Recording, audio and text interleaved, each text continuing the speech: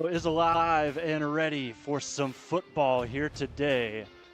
From Chet Looney Stadium, the Dog Pound is set to go. Captains meeting at the middle, and we will take it to a break. Come back with an interview with head coach Andy Batty, live and free on the OH Report.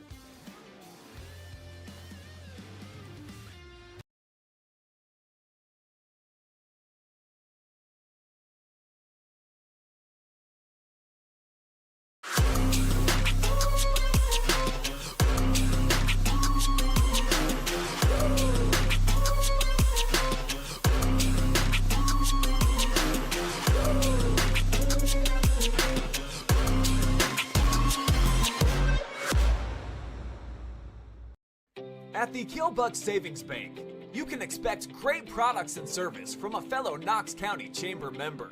Now offering premier card processing solutions and services, ensuring the business owners understand their credit card processing fees. We have a wide selection of card processing solutions that provide lower fees, faster payment, additional security, exceptional marketing features, and help to improve your business operations and customer experience. At Knox Community Hospital, your primary care physician is more than someone who delivers your test results, more than someone who writes prescriptions, more than someone who listens to your heart. We are your healthcare partner who takes the time to know you, listen to your concerns, and provide you with expert personalized care to make and keep you well. Because to us, you're more than just numbers on a chart. You're a neighbor and a friend. Knox Community Hospital, in the community, for the community. This place means everything to us. This is where we come together. We do all of our birthdays out here. We grill hamburgers and hot dogs. We fish. I was about to give up. I was about to think that the property wasn't going to become mine. Rural First specializes in solving the problems. I made the call, and the rest is history. It was done. It made everything easy. Questions answered, walked me through the process. It was done. When I'm here, just feel peace. That's all it means to me. Peace. Take a look at all the action from Friday Night Football right here in North Central Ohio with great analysis, highlights, coach interviews, and so much more every single Friday night right here on the OH Report.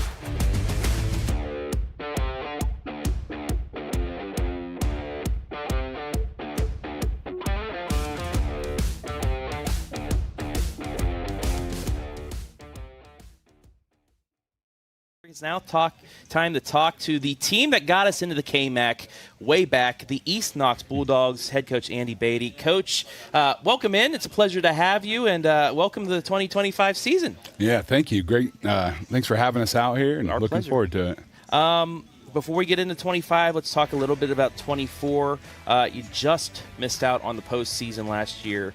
Early on, you know, your quarterback, Jax Lester, was out for a couple games with injury, but you guys kind of you straightened it out middle of the season. Then you had a grinder of the last 4 games in the KMAC. But you've had a few months to think about it. Just some final thoughts on 24 before heading into 25.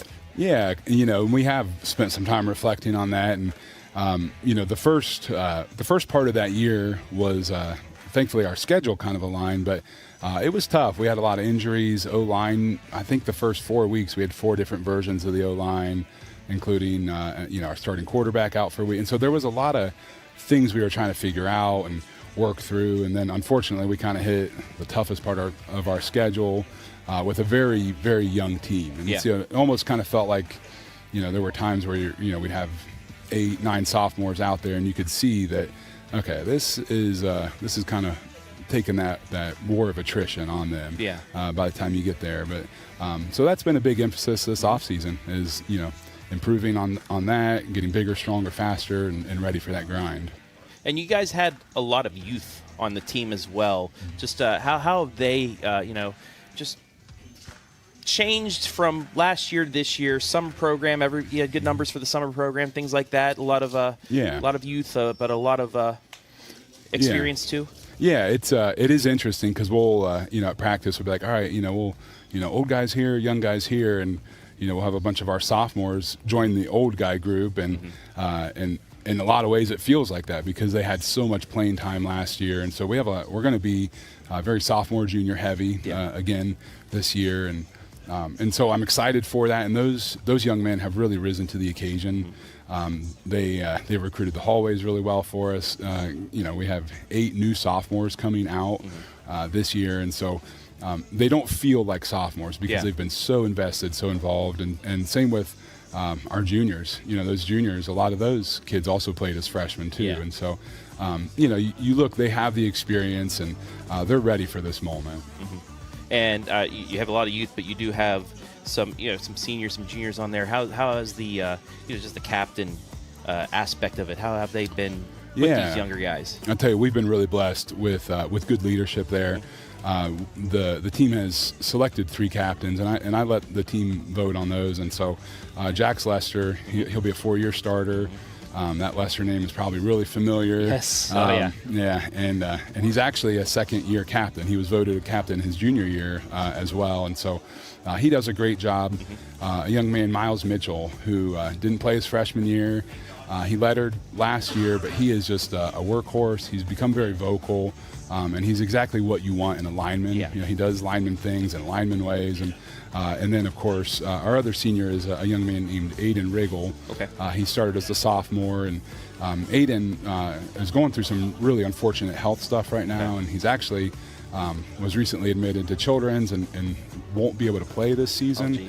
However, he's still highly involved. He's still very much a leader, a captain, and so I expect his influence to still be noticeable with everything we're doing. Let's take a look at your schedule coming up this year.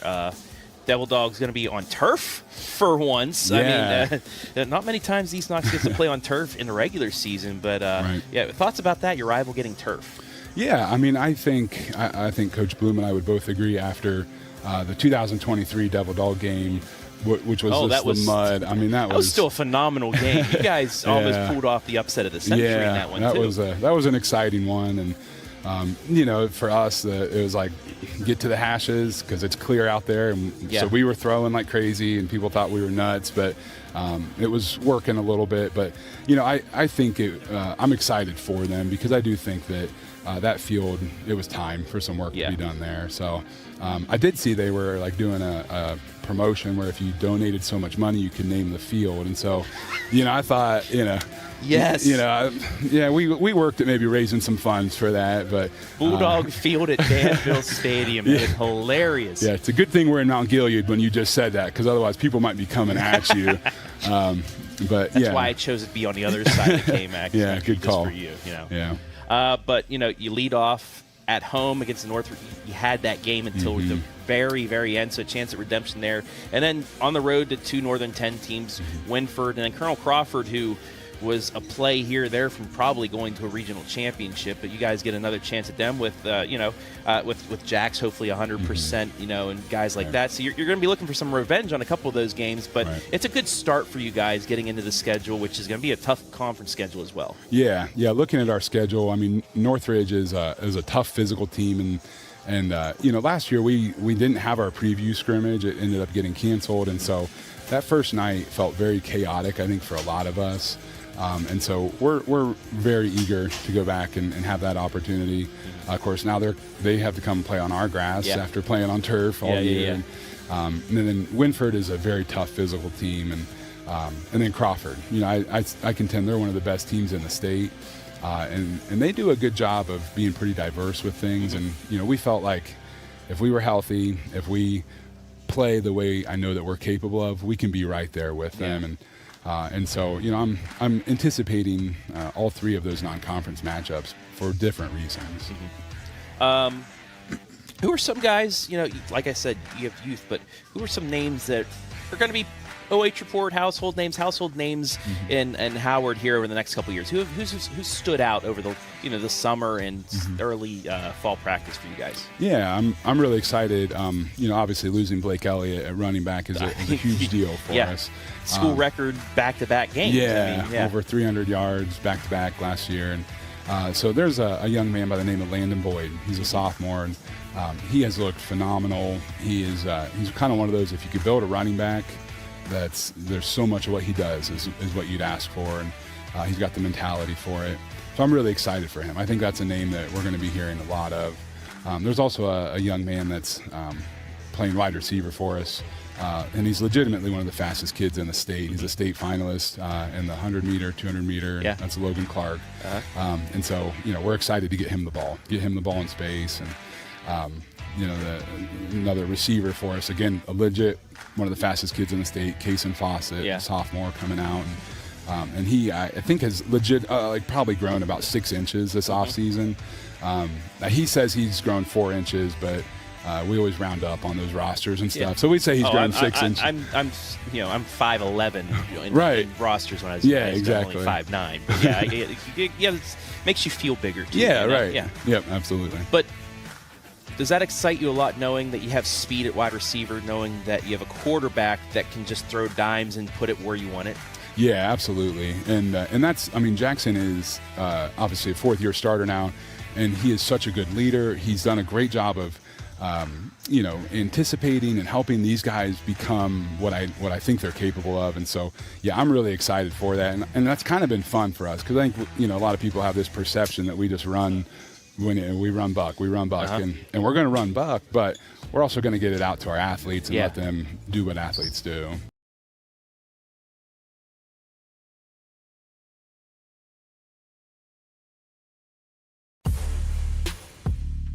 Time now for your Killbuck Savings Bank pregame show. Jonathon Langdon alongside Xander Devault here tonight from Howard, Ohio. Chet Looney Stadium, one of the beauties here in Central Ohio, and the East Knox Bulldogs are set to start their season the right way, how they have the last 5 seasons against the Northridge Vikings.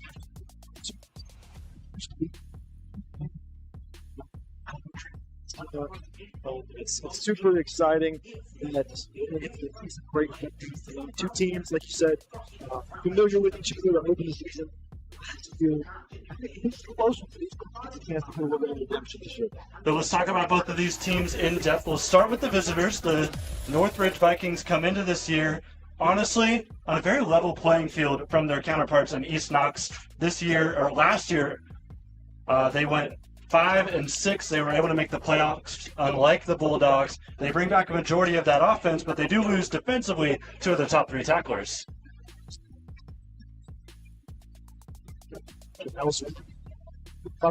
They were decent figures.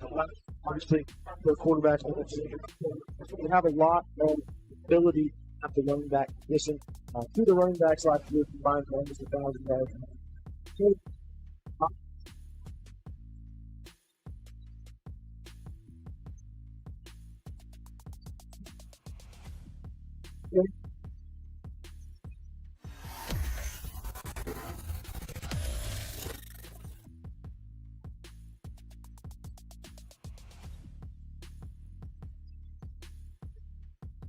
Well, he led the team in rushing, Jace Golden did, with 7 touchdowns, but most of that came in the second half of the year where the senior leader for Northridge took a step back, decided to play mainly defense, and let the sophomore at the time get that opportunity to kind of build the program moving forward, and now we're going to see that moving forward. See, he was the leading rusher, but 4.5 yards per carry. That's very substantial because he had less carries than the senior you were speaking of and more yards. So if he can do that over a full season for the Vikings, then that number could skyrocket, and you can see a lot of production on the field from Jace. Taking it back out to the field, you see Northridge. They just made their way out onto the field. We've got about 4 minutes to go until we get proceedings started here today. But now it's time to talk about the home side team, the team we'll be covering all season long. I will see them 4 times. East Knox Bulldogs. They went 4-6 last season, just missed out on the playoffs. They were 4-2 going into week 6. They faced the 4 best teams in the KMAC after that, lost all 4 in big fashion. So looking to turn that around here this season. First half of the season, they got fall off towards the end. So that's something they definitely don't want to do this year. When you talk about East Knox football, you got to talk about Blake Elliott, the loss of Blake Elliott. Blake Elliott was a senior last year. It's going to hurt him, no question, that they don't have him. He rushed for 300 yards and had 140 attempts. That kind of production on both sides of the ball is incredible. It's going to be a matter of whether someone can step in.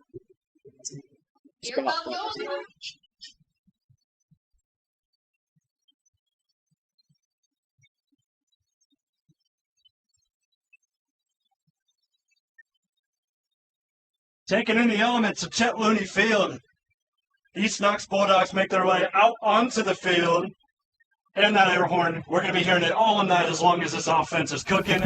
And the main piece to that offense, Xander, is Jax Lester, who is now a 4-year starter after we kick things off here today.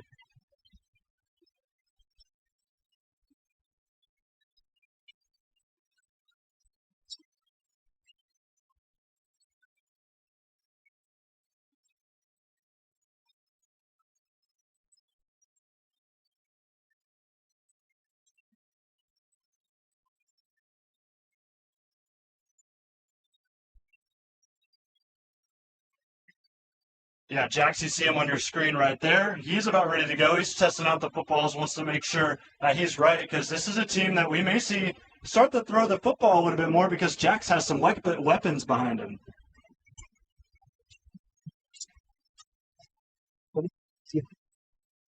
So they're gelling. They've been together before. They were together last year. You said something we started. So that passing game really has an opportunity to make it. This year, you saw the season.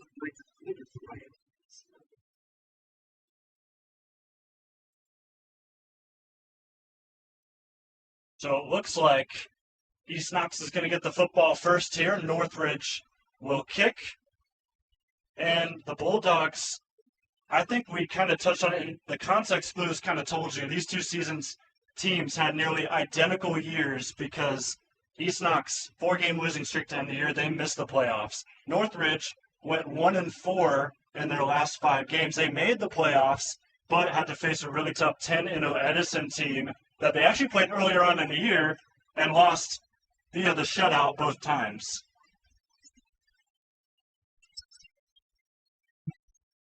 We're seen in certain games scoring a large amount of points, and then in other games scoring 0 sometimes in single digits. So it's a matter of what offense can get going tonight. And they're definitely, whoever wins this game will have a football heading into the season, looking to not fall off in the second half like they did last year. Well, it's 7 o'clock on the dot, and we are ready right on time for some football. Non-conference action here at Chet Looney Field, one of the beauties of Ohio. As we are underway today, long kickoff will go out of the end zone and out of bounds, and East Knox will take over. And we'll see this offense tread out to the field that, as we said with those 4 losses, struggled a little bit. But, of course, Jax Lester was kind of battling a little bit of injury, missed a game, came back, and it just didn't feel like he was the same after that. Fully healthy now, starting off the season. Looking to start off in the right way. Man, I think it could go down and score this. It would be a great amount of confidence added for this early and young Bulldog offense. Especially considering this game that was played last year at Northridge was 8-7. Yeah. There was not a lot of offense. Lester going the shotgun setup. To his left is the new running back, Langdon Boyd. We'll see if he gets a carry. It'll be a quick throw to start. It's completed near side. A couple jukes and a tackle as Northridge gets in on him. Won't be a first down, but some solid yardage to start the game. Easy throw to start the seasons, calming the nerves just a little bit. Not that 4-year starter quarterback has a little nerves, but when it comes to completion and start the drive off in a positive fashion. So it looks like it'll be 2nd down and 5, ball on the 20-yard line, or ball on the 25-yard line. East Knox, one thing to note, they are driving right towards the sun, so it'll be tough to get any sort of viewpoint except for the shadows of your offensive line as we see Boyd carry that for a few yards. It's good. That'll make it 3rd down and 4. 3rd and medium, that's going to be a huge part of if East Knox can execute today. Right here, 3rd downs have been a struggle for them the last year or two as Lester gets the play call. It looks like he'll go in the shotgun again. 2 receivers running out to the far side. Rush Beatty in a tight end formation will go in motion to the far side. Snap. Lester looks. He will throw deep. Has a man down there, but great defensive work by Wyatt Boston to break it up for 4th down.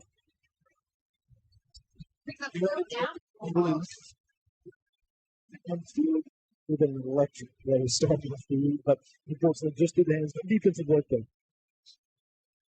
So saw great positives from both teams, despite the 3 and out. Lester, some beautiful looking throws. He went 1 for 2 on, and it looks like Rush Beatty, actually number 7, Carver Stevens, will punt this away. 2 returners back for Northridge. In the short field as well, so if the Vikings could get a good return on this, it could set that offense up. And it looks like now we've got a timeout. There was a late substitution for Northridge, so they wanted to make sure East Knox didn't snap the ball and get a penalty that would have turned into a 1st down. Obviously not what you want. I mean, they didn't get a 1st down. Definitely could have been more predictive, but I mean, there's some nerves, right? You're coming.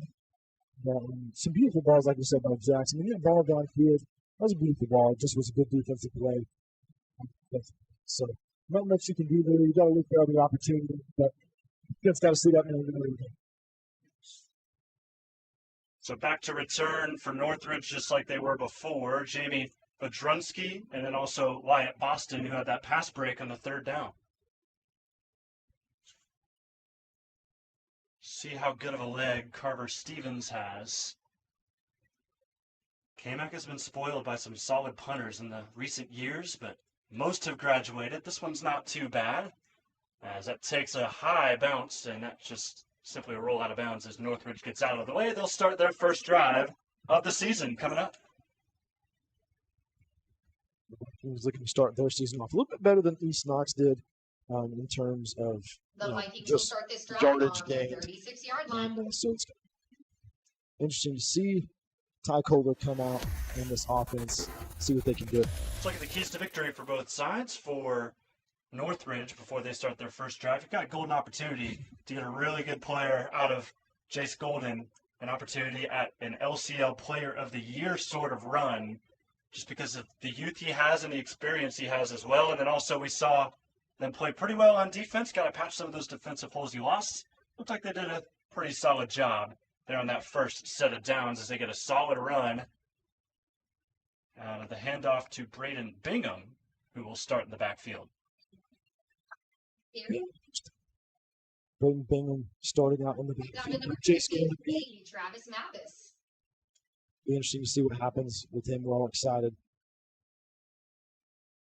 Gain of about 6 yards on the play for the Vikings. Brings up a It's a good 2nd run, and 4. Yeah, solid run. Gets about halfway there. So it'll be 2nd and 4, ball in the 41 with under 10 minutes to go here in the first quarter. Shotgun eye, nearly a jump by the defensive line of East Knox, but they stuff them. There's just about a yard of a gain on that handoff yet again to Bingham. When 2 plays gone, he's Gain getting about a yard in the a play. decent work. See what they do here on 3rd down. We have 3 yards to go. Brings up 3rd and 4 for the Vikings. So we'll see what kind of look Northridge comes out of for their 3rd down opportunity. And if they can't convert here, it's starting to look more like a carbon copy of what happened last season. Punts after punts. Here's the snap. Hand off to Bingham again. He's going to try to push forward, and it looks like he has it just barely for that 1st down. 58, 3 right? attempts, 3 Arnold, catches. 55, David First down. Reinhardt. So they can get over time. 1st down for They'll the take it. Vikings. There's your Knox Public Health replay from that surge. Also, a North Central State College 1st down. And I think the question's also on the other side of the ball for East Knox, is they've got good size, but it is youth. Still a lot to work on with that front 3, and they're going to have their hands full today with ball-carrying abilities of Northridge. Counter attack here as there's nice space into the secondary goes Bingham, and he's down in East Knox territory right at the 31. Getting a large majority of the work here. Down for the Vikings. And there's yet another North Central State College 1st down, and the Vikings are in business here on the road.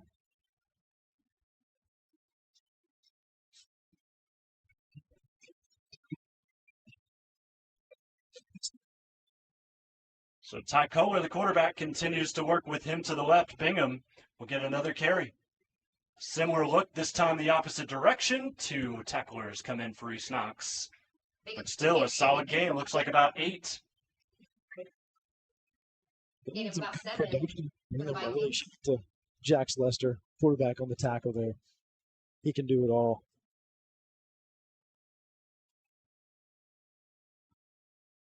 Vikings really rolling this clock down. 7:38 and rolling here in the 1st quarter.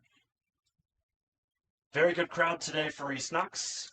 Haven't had much to cheer for yet. Just 1 drive, 3 and out. And Northridge surging towards the red zone. 3 yards away, in fact. Snap goes to Kohler. He'll throw deep towards that end zone, and the catch cannot be made. Even if it was, probably would have been out of bounds on that diving effort from Colton Isler. Down there, right in that corner. Cody Colton. That's right. Turn around, your eyes right in the sun. It's a good throw, though. Good back shoulder. He could have toe tapped it. That's a problem because both sides offensively are working with that sun to our right and to the right on your screen as well, because Jax for East Knox has to throw in that, but then the receivers for Northridge have to catch with it. Pick your poison. The shotgun set, it's been like this pretty much the entire drive for Northridge. Kohler sends a man in motion, takes the snap, gives away to Bingham. Bingham surging forward. He's got a 1st down. Bingham with the carry up the middle. And the drive will continue now into the red zone.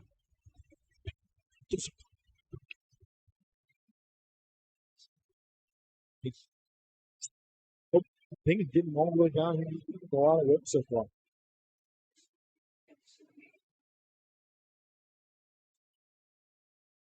Clock continues to roll.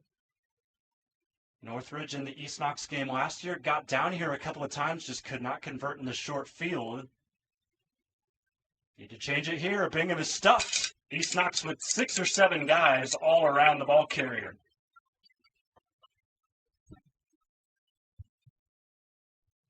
Number 28, Langdon Boyd. He made sure that we did not get the wrist and not let him go. What you got to do.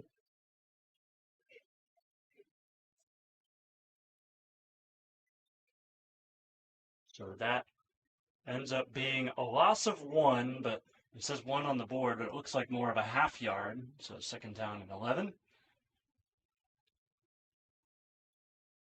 Bowler breaks the huddle.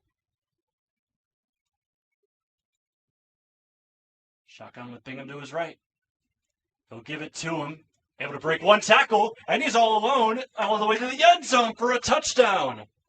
Northridge strikes first on a strong run from Braden Bingham.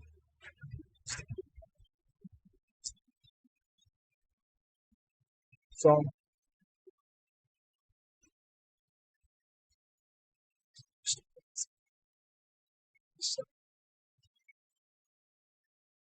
Northridge did not score until the second quarter last season, but here they are on their very first drive, improving things on 2025. Of course, most of the crew comes back, so this is what you expect out of this Northridge squad as they take the extra point, and that one is pure. Probably could have been pure from about 40. So Northridge strikes first. They lead 7-0 over East Knox. We'll take a break, come back live and free on the OH Report.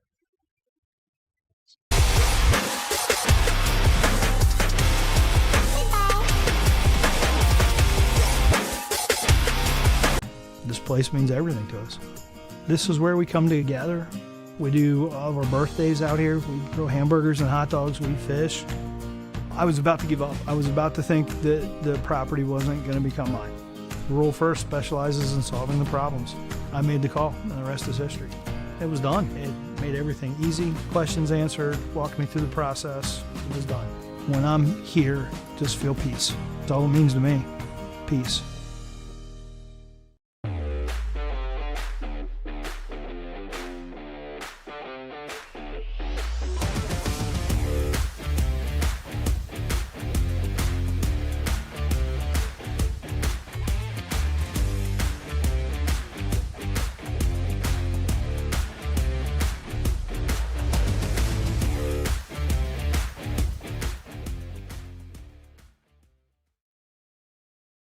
And here we go. Ball heads back to East Knox. Rough dribble. Still not being able to be scooped up. Now finally is by Logan Hersenberg, and he's going to make a solid return out of it. He'll break to the outside. He's at the 50. Not many going to try and chase him. Nice speed from Northridge to catch up, though, as Jamie Odrumsky makes the tackle. East Knox, however, in business, already flirting with the red zone.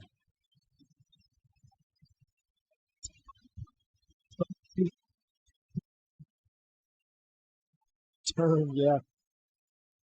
A great return now. In the short field, East Knox the eyes. And this takes us beautifully to our keys to victory for East Knox, because one of them is about short field execution, and then also just got to try to fill the big shoes that you lose offensively. Some big names that are no longer in the offense, but definitely some players with the skill to replace them. Now, first down here on the first drive. Jax doesn't see anything. He'll throw it away. It looks like there was only really one receiver he was thinking of going to, and it was Dakota Cooper in the end zone.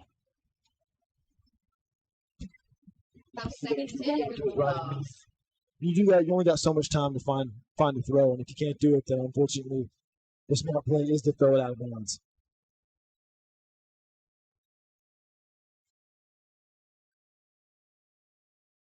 See what they can do here. They're on the 20, so they got 20 yards to go. Looking to tie up the score.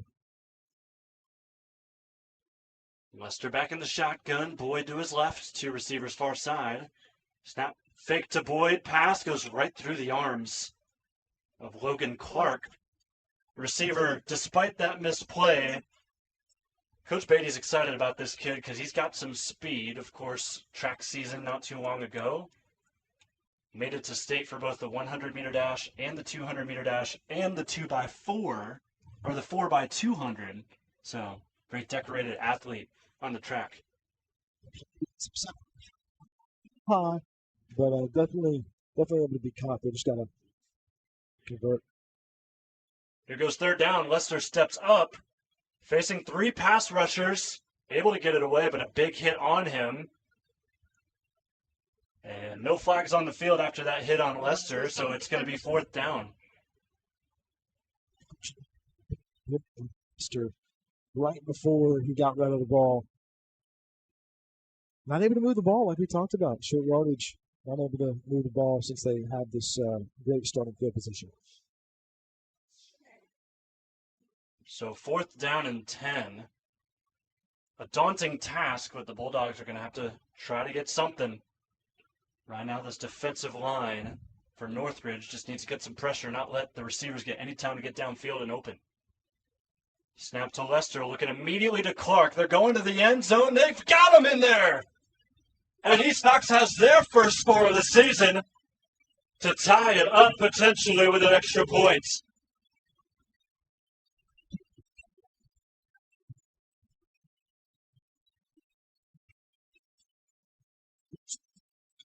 Well,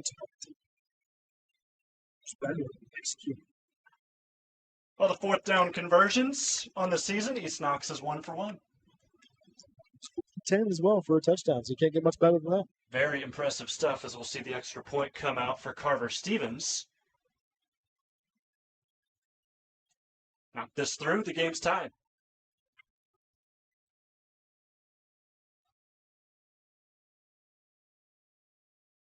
Good snap, good hold, not a great kick. So East Knox not able to tie it. Northridge will keep the lead, but still, touchdown on a 4th down and 10. And they'll kick it back off to the Vikings when we come back on the OH Report.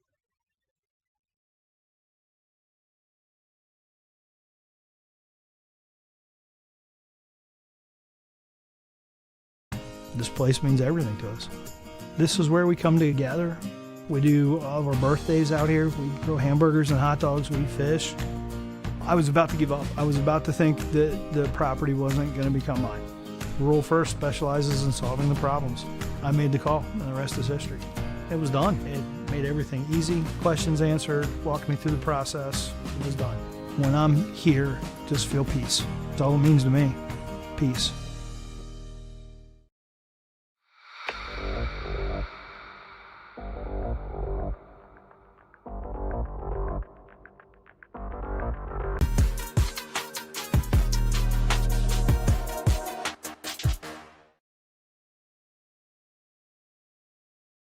So the Bulldogs strike, get their first touchdown on the season on a 4th down and 10 play where Jax Lester, facing some pressure, able to launch one to the end zone and find most likely who's going to be his #1 target this year, Logan Clark, who's able to get past the secondary and just sneak in bounds to make a nice catch. Kickoff for East Knox. It's a low one, but it is caught by Northridge. Wyatt Boston will return. Saw a solid return from East Knox. I will see another one from Northridge, and they are just shy of midfield to start their next drive. 7, Carver Stevens. Like you said, East Knox couldn't knock the extra point through. That 1-point deficit all too familiar, right? Yeah, just from last year where they lost to Northridge 8-7. And that game played at Northridge High School, who just got brand new, beautiful looking stadium, played on turf. East Knox not familiar with turf. This is what they know right here at Chet Looney Field. Sure, they'll be looking to hopefully travel on there next year, open up the season at Northridge's place. And their defense is going to want to clean things up after that last drive. Running game for Northridge had a field day with the Bulldogs front 6. Man in motion for Northridge. Snap. Kohler runs to his left. And he's got some solid yardage yet again. About 7 to 8 yards per carry, I would say. Not only there, but also on that last drive, too.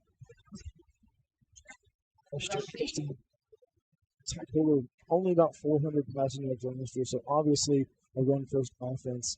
And if they can mix it up, have him run some of the balls after he's really just been walking down the field. 7-4 for the Vikings.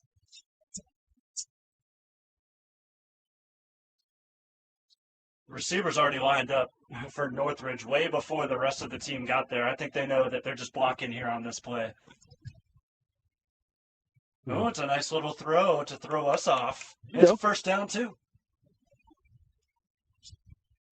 Good for calm again. Good throw there. From Kohler. Yeah, the completion to Colton Eiler. 20, Colton Isler. Run down by number 11, Dakota Cooper. Correction, Colton Isler there. Dakota Cooper makes the tackle for East Knox. And the ball will be at the East Knox fort 39 for this next play.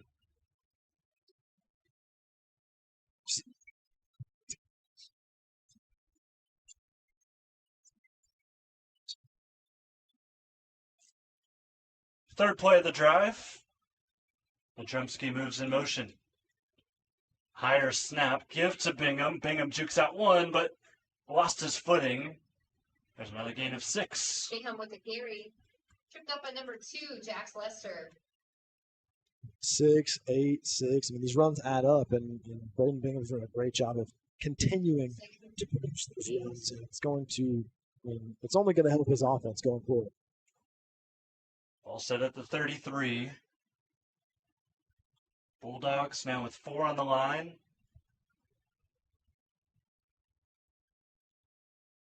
Some changes needed, but Northridge still persistent with the run game. Kohler pushes forward, and the crowd ends up moving towards the Northridge end zone, and that's going to be a first down. Honestly, the defensive front for the East Knox Bulldogs is really trouble defending the run game from the Vikings. So the fact that Kohler is being able to do it as well is really just scrambling their brains.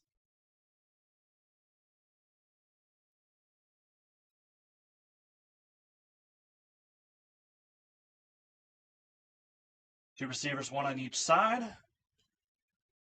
Heavy favor towards the left, and that's the way they'll go with this handoff. Bingham jukes off 2, spins out of a tackle, and he's down just shy of the 10.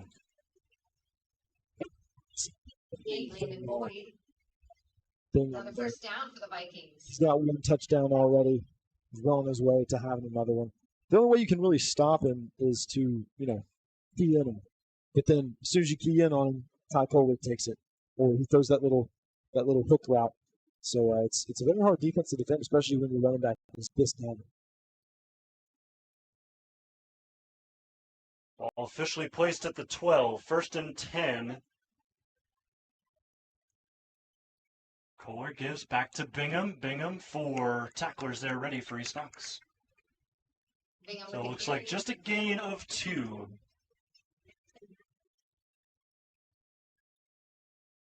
Yeah, those are the plays they're going to have to live off of. Able to hold him to 2 yards. Correction, 79. Seth Sapp. Seth Sapp in on the tackle. One of the young guys that East Knox kind of inherits this season. 6'2", 270 as a freshman. We didn't bang him as well, so. New back in there are going to give it to him. Couple shifty moves from Riley Reeves. He's shy of the first down marker, but definitely closer for 3rd down. Put on the play by number 28, Langdon Boyd. Riley Reeves coming in, picking up exactly where Braden left off. Some great runners on this Vikings squad. Under 2 minutes to go here in quarter number 1. Brings up Much needed 3rd down stop, of course. If they get it, East Knox likely still going to see Northridge go for it on 4th. Although we did see the leg their kicker had. He kicked an extra point. This is staying. Probably that's downtown Howard because we're not too far and it's not too big. We see a timeout call. So just chatting away. Just seems the persistent rush East Knox has not been ready for quite yet. Of course, very young team, especially towards the front defensively. Talked about Seth Sapp, somebody who is going to be a problem in years to come, but it's hard to ask him to shut things down along with his other younger teammates in game 1 of the season. Go so far. I mean, the score was 1 touchdown, down by 1. So really just they've been not saying that they're letting us in, they're trying to, but the running backs and the running game for the Vikings have really just been walking all over the defensive front of the Bulldogs so far. And it's because of the skill of Braden Bingham, the skill of Ty Kohler, of Riley Reeves. So it's just something that you got to try to outpower. You got to try to hit them early at the line of scrimmage and just get them down before they have a chance to get that momentum. After the timeout, 1:20 to go. Ball's at the 5, 3rd down and 4. Kohler in the shotgun. He's got his man Bingham back. He'll fake the handoff to him, roll to the left, and right there for the sack. As he stops, and it looks like it's Langdon Boyd getting there first. Number 1, Ty Kohler. Just step in. Down by number 58, which is Arnold. 55, Kate right now. Fourth down. Brings brings up a 4th down for the Vikings. So it was Landon Boyd and then also Caden Ridenauer combining for the sack. And 4th down and longer now, as the ball's at the 10. And it looks like we are going to see that field goal unit come out. Xander, we're going to call a bunch of games together this year. I'll tell you, we're not going to see this much. There you go. Good. Charles Kincaid. So the extra, not an extra point, that's a field goal. Field goal's good. Score is 10-6. We're going to take a break, come back on the OH report.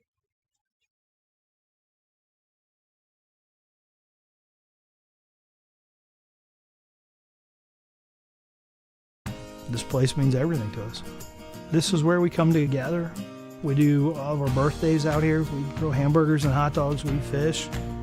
I was about to give up. I was about to think that the property wasn't going to become mine. Rural First specializes in solving the problems. I made the call, and the rest is history. It was done. It made everything easy. Questions answered, walked me through the process. It was done. When I'm here, just feel peace. That's all it means to me. Peace.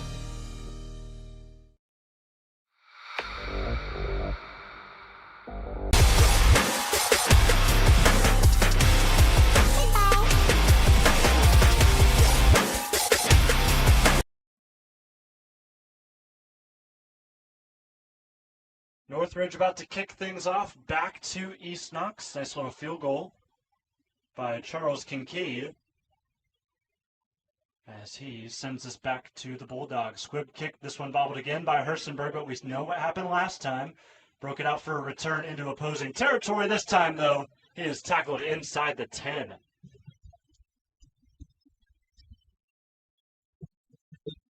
Saw him bobble that last kick and then hit that one a little bit more flat to pop up that. And they got what they want. So, Bulldogs offense. They'll start their drive with the North Central State College first down. Now, of course, defensively, it's felt like a drag, but of course that touchdown that East Knox scored on their second drive after going 3 and out in the first has helped them get a little bit of a boost going into this. However, that momentum quickly squashed again as they are now at the 7-yard line to start this drive. Lester in the shotgun, 3 receivers. Rush Beatty far side, Logan Clark near side, and a man in motion. That is Kaysen Fawcett. And now we got a sack right at the goal line, but it is going to be at the 1. Nearly a safety. Riley Wheeler got there first for Northridge. Rushes quarterback Jackson Lester real close to the line of the goal line. So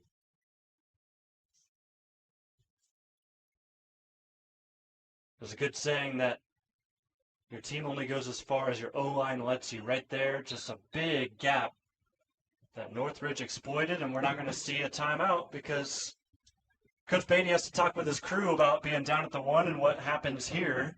I know that in practice they have a lot of situational things. How much do you think they practice something like this?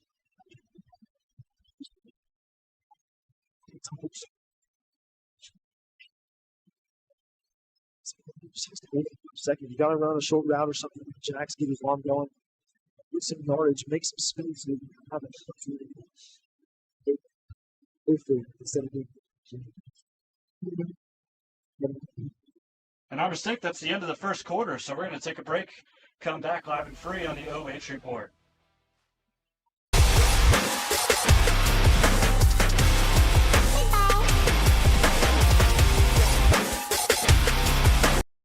At the Killbuck Savings Bank, you can expect great products and service from a fellow Knox County Chamber member. Now offering premier card processing solutions and services, ensuring the business owners understand their credit card processing fees. We have a wide selection of card processing solutions that provide lower fees, faster payment, additional security, exceptional marketing features, and help to improve your business operations and customer. And we're back with the second quarter. I'm tossing off the play-by-play duties to Xander Devault.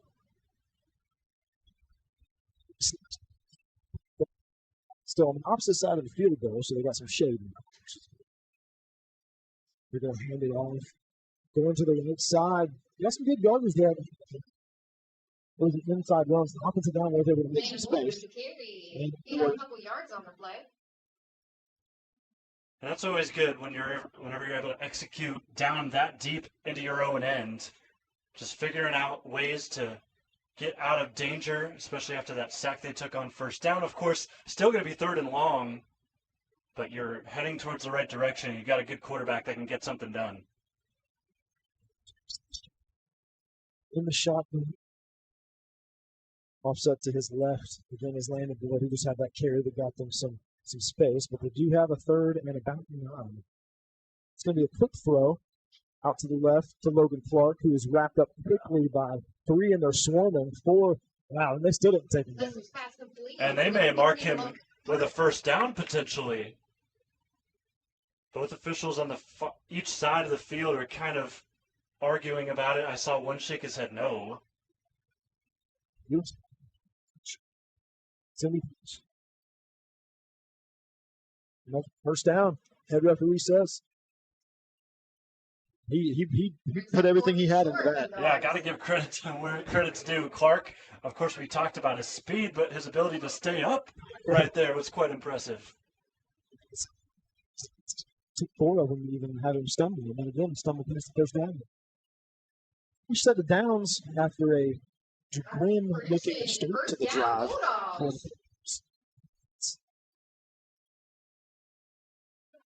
Jax Lester again is in shotgun. Landon Boyd still, this time to his right. It's going to be a fake handoff, quick pass. That one's going to be the 13, Payson fall.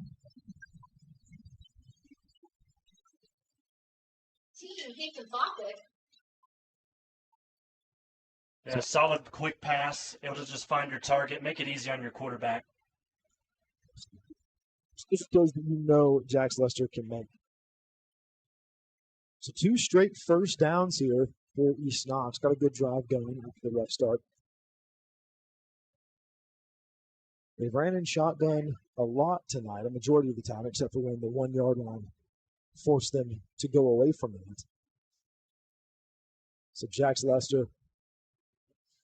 The snap is fumbled, and Jax Lester jumps on it. It was just a bad snap. It never made it to the quarterback. There is going to be a flag.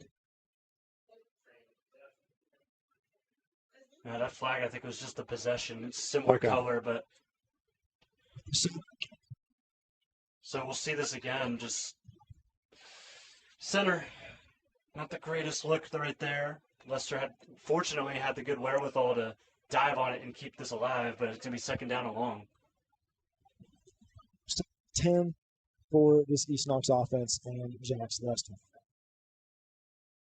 Takes the snap. Standing a little bit behind the receiver. Pass incomplete. Number 15, Clark. He was looking up there to Logan Clark again. So got to like what they're trying to do with East Knox is just get Jack some easy throws. Of course, he had a great one for the touchdown earlier, but outside of that, this Northridge defense has been stout within 10 yards, I would say. Just may see Jax potentially go deep on 3rd down and long right here, and that's what Northridge needs to be ready for. 2 and throw today. That's going to be a timeout for East Knox. 2 long balls that we've seen Jax do today. Both have been very on target, honestly. Even the first one on the first drive that wasn't completed was a very good ball and was catchable. The defense just was better. So that's what they got to do up here on 3rd down. But 2 in the drive around. Yeah, definitely turning it around. Going to see both sides kind of chat things up. It's a hot one today. So, of course, the sun's starting to come down here probably in the next hour or so. But for now, week 1, week 2, week 3, heck, even going into halfway through the season at this point, just with how Ohio weather's been acting the last couple of years. Got to stay hydrated, take those timeouts. Of course, here in the first half, you don't have to do anything too strategic with those timeouts. You can just kind of say, hey, we're going to call this, take a breath, talk things over, 3rd down and long, got to make sure we're fresh for this.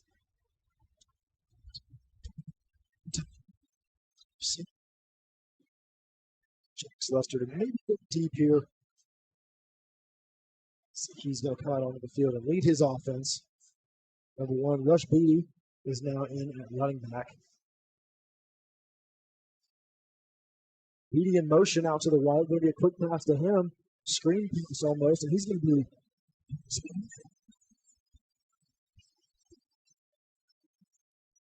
Yeah, that's quite an impressive play from him just to simply stay up, but quick screen play. That was always going to be tough to get all of those yards back. Fortunately, made it a positive gain, but this fourth down is likely going to bring out the punt unit. Pregame interview. They want to take some chances to get the ball to their playmakers and let them make a play, and that was a design play there for Rush B. He just wasn't able to. He was touched way behind the line of scrimmage, so it's going to be rougher in the game. Yeah, precisely. Now we're going to see those two returners back for Northridge. They've yet to do anything on this punt team. See what they do here. 22, Jimmy Rumsky. So that means Steven, the Vikings offense will start on the 35-yard line. Looking to increase their score. More points already scored this year than in all of last year's game. Yeah, so actually we're tied right now because it was 8-7. Or no, it is just a little bit over. I can't math. So North wasn't confident. That's like you had. But yeah, so Northridge, if you're just joining us, their run game has been strong, just consistent 6, 7, 8-yard rushes. The East Knox front line is being tested today, and that's exactly what non-league is for. Go up against a team like Northridge that loves to run the football, you're going to learn a lot. He's been doing it, but this one, Ty Kohler coming up the middle. We've seen some QB draws so far. We've seen him mix it up. They used Ty Kohler with the used Braden Bingham a lot on that first drive. drive. Number 2, Jackson Lester. So I don't know if he got tired or something, but we've seen a lot of Ty Kohler as of recent. Yeah, so there's your North Central State College first down. All right, at least we thought it was going to be a first down. It is. It was awfully close to that line. Braden Bingham is now back in the game. He is to the right of Ty Kohler in this Vikings offense, set up in the shotgun. And they are going to give it to Bingham. It's going to be an inside zone. He's got a good run on it. It's going to be just short of the first down. 1 yard short of the second one. Brought down by a couple dogs out there. It's so interesting to watch Bingham run because it looks like when he hits the line of scrimmage, he's already at full speed. That's second and 1 That's what for makes the him so hard to Vikings. And I think what's going on right now with this East Knox front line is they're just simply trying to break through that offensive line, which is technically what you're supposed to do, but by the time they do, Bingham's already gone. So that second level is being really has to do a lot. Bingham, he's going right looking for a pass, but he's going to run instead. 15, Logan. By number 15, Logan Clark. So you see the speed that we were talking about with Logan Clark, the track star, able to catch up with Kohler right there. So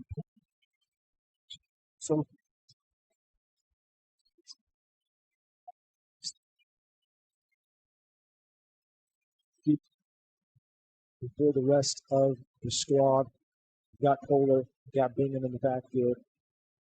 And the snap's going to be over Kohler's head. They're running. Kohler's able to fall on the ball, get possession back. I believe Kohler fell on the ball.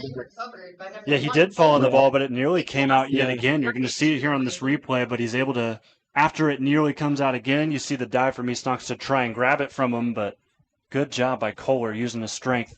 Every quarterback's got to have that fumble strength because it happens quite a lot in the back, especially at the high school level. Just be able to yank something, and you're competing with defensive linemen to try and get the ball back, so got to make sure that you can try to tuck it away. Each for each offense. Both not been lost, but of course this one does lose them quite a bit of yardage. Kohler takes the snap back. There's going to be a whistle. There's a flag. This could be bad turned worse for Northridge, and it is. So probably going to be a 5-yard penalty. And Xander, we're sitting at a 2nd and 35.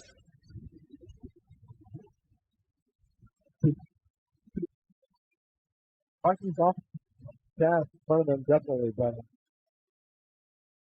I have to see a Bingham broke run or something. Then Kohler in the backfield. Motion, Biodrumski. Forward takes the stand for him.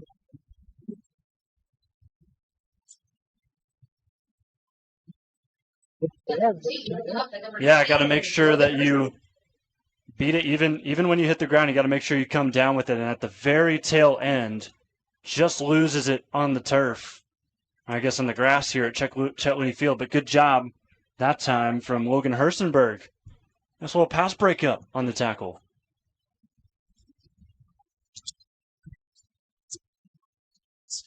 Third and 35. This is a lot of yards kind of thing. They're going to set up, try to do it. Polar, they're going to go quick. He gets it, looking downfield. He's going to throw it deep. That one just out of reach. It's going to be a flag. Pass incomplete. There's a flag on the play. See what's on. It's a little too strong. The flag was right after the snap, so typically that means offside. But they are going over to Coach Batty, so it looks like it's going to be on Northridge, so no offside on East Knox. So that's a bullet dodged.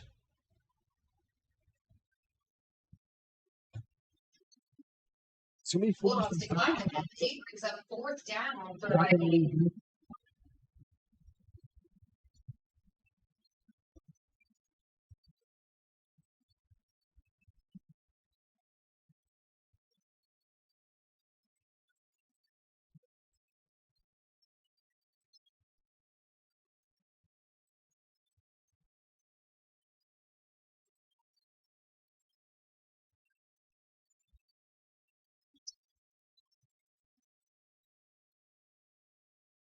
That's there from the people.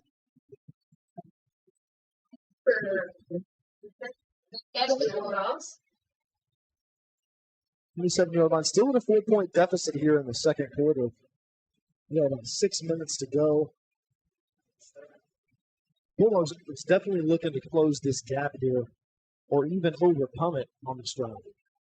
Yeah, so Bulldogs didn't have much of a chance to really start anything because Lester was sacked at the 1. Of course, they did end up converting on that at the turn of the quarter, but just right now, just not able to spring together too much offense. They haven't scored when starting in their own territory. Of course, they scored that touchdown after a big kickoff return, got them in solid field position. To bring down Logan Clark. Lester's pass complete to number 15, Logan Clark. First down, Bulldogs. Yeah, for a speedster, he's pretty tough to bring down, even with 4. And towards the tail end of that play, 5 Northridge defenders fighting. You talk about I know. He's been the hardest person to take down on this East Knox off. Yeah, and he's just a junior, too, so it's exciting that he is going to be a focal point of this offense, and they're going to have another year out of him. Of course, Jax Lester is going to be the big piece that you lose at the turn of this season. But just want to make sure that you utilize Jax as much as you can this year as we see a timeout called. Right, he's had a good start to the drive. First down on the first play, but like I said, they really want to get down the field and score some points, especially before halftime, as we are here in the second quarter. It's going to all depend on Jax Lester. We haven't seen much running game from the Vikings today thus far. We've seen a lot of throws, but they have been backed up a little bit. So that could be the reason. They could look to open up the window here on 1st and 10 on a clean slate. Got Jax Lester. Got Landon Boyd to his right, ready to get this going. Boyd in motion. Lester fakes the screen pass and takes it himself on a QB run to the left. He gains about 5. Yeah, not too bad of a job. Fakes the handoff, able to get to the other side. Jax ran the ball quite a lot last year, but didn't necessarily get too much out of it. Yards per carry was much lower than, of course, Blake Elliott, who it's very hard to keep up with him. Machine guns isn't something that comes to everybody. Especially a quarterback. Jack's Lester now. Hits the hands down. Doesn't. He hits again. Langdon. Maybe take down the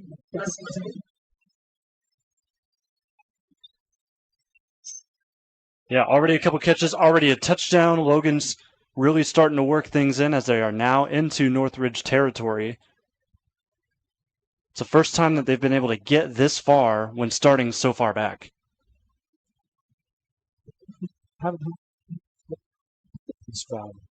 2 drives ago, we're down in the run last drive where we saw the snap that was fumbled. They played a very clean game so far. As Jack takes it, another designed QB run up the middle. He works to the left and gets about 6 yards again. Some good stuff by Jack Lester. Starting to take a page out of the Northridge playbook now. So a couple QB keepers here in this drive. Continue surging on. 5 yards per rush pretty much here in this drive.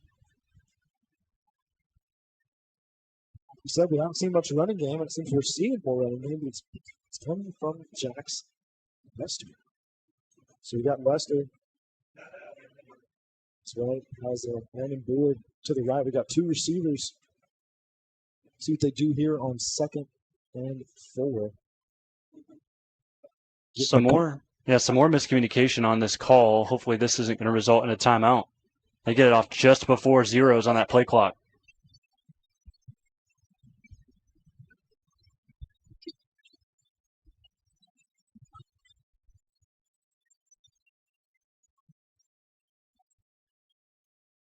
Yeah, so that's yet another first down. Ball continues moving on. And this defense for Northridge can have to start drawing some new things up because East Knox is starting to get a hang of what they're getting thrown at. He's hitting a lot of throws so far. The ref's communicating something to head coach Batty.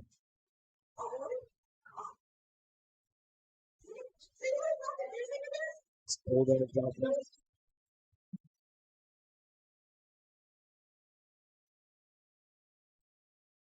Yeah, it looks like it's going to be a play clock issue. They're pointing towards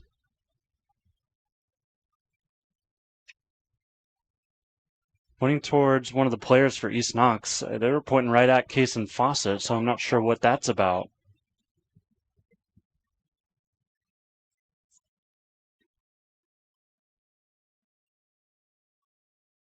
It's like what's going to get played here. It's going to be the 1st and 10 whenever they do.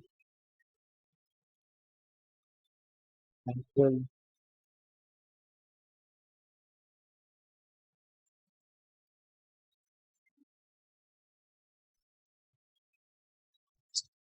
it's the snap. Deep ball from the backfield.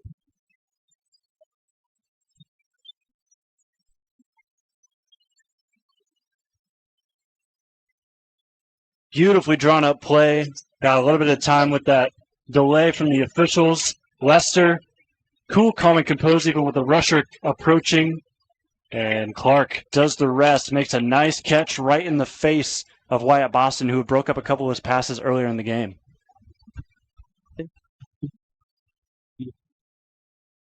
Yeah, that flag right over right where the catch was made. Getting a little excited. That's okay. He's got 2 touchdowns so far in this game, which having a great night. That will collapse the lead. East Knox takes the lead with that. If they can make the extra point, they push it to 3. Great drive there from the Bulldogs. Able to start, like you said, all the way back in their own territory. Just consistently move the ball until eventually talked about Jack's Lester's deep ball. And his deep ball has been on point tonight. Yeah, doing a great job getting past that Northridge secondary right now. For them, that's been the clear weakness. Just good case of good defense, better offense. And East Knox not capitalizing on some high-stakes plays, too. Because, of course, the first touchdown for Clark was a 4th down and 10. And then you see there is just trying to get some more time. What would have been their extra point attempts. They're going to go for 2 now from about the 19-yard line. This will be to officially put them at 14. Will be a challenge there. They're waiting for that play call. QB and some play calls on the sidelines. Happened a few times this drive. Didn't stop them from moving the ball well. So that's their set now. It's Jax Lester. Takes the snap. It's a little hot. He catches it. Splits 2 defenders. Runs to the right. Stiff arm. Stays up. Throws it in the end zone. Batted down. Almost complete. Good play there from Clayton Isler. Yeah, I would argue an even better play from Jax Lester just to get this throw simply off. Shrugs off a rusher and just a tough area that Northridge covered well.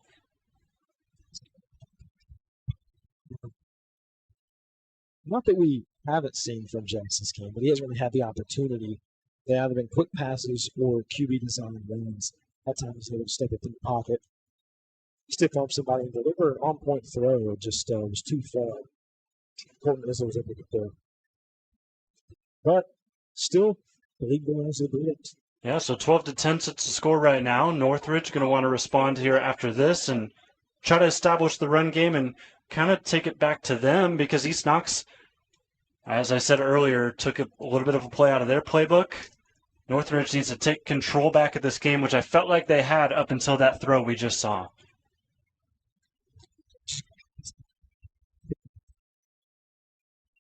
They're going to win the ball. Right? We saw a great design.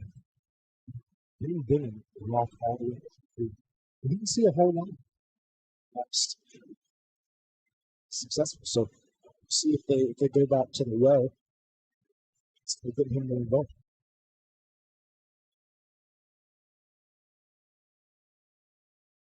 So Carter Stevens ready to kick this off for East Knox. This time with the lead. It's off. That was short and cut. See?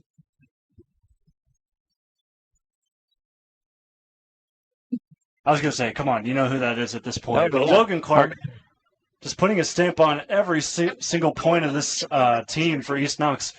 Offensively, defensively, we saw him chase down Kohler on a run, and then special teams right there putting in some work.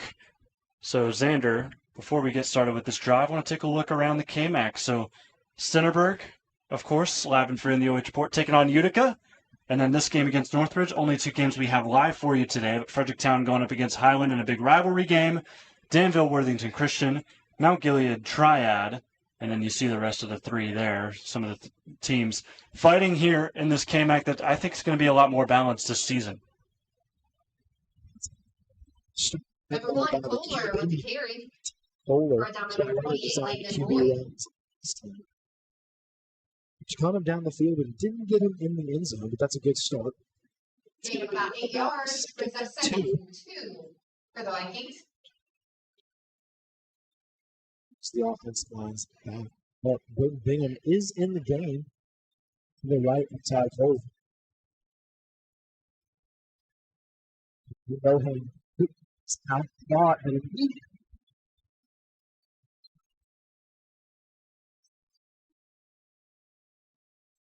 Yeah, nice hit there from Jax. Playing back in coverage. He read that right away. Of course, there in man. Didn't have to travel too far. Is that really quarterback's eyes? Yeah, exactly. That's Exhibit A right there of why a quarterback is most of the time going to be in your secondary.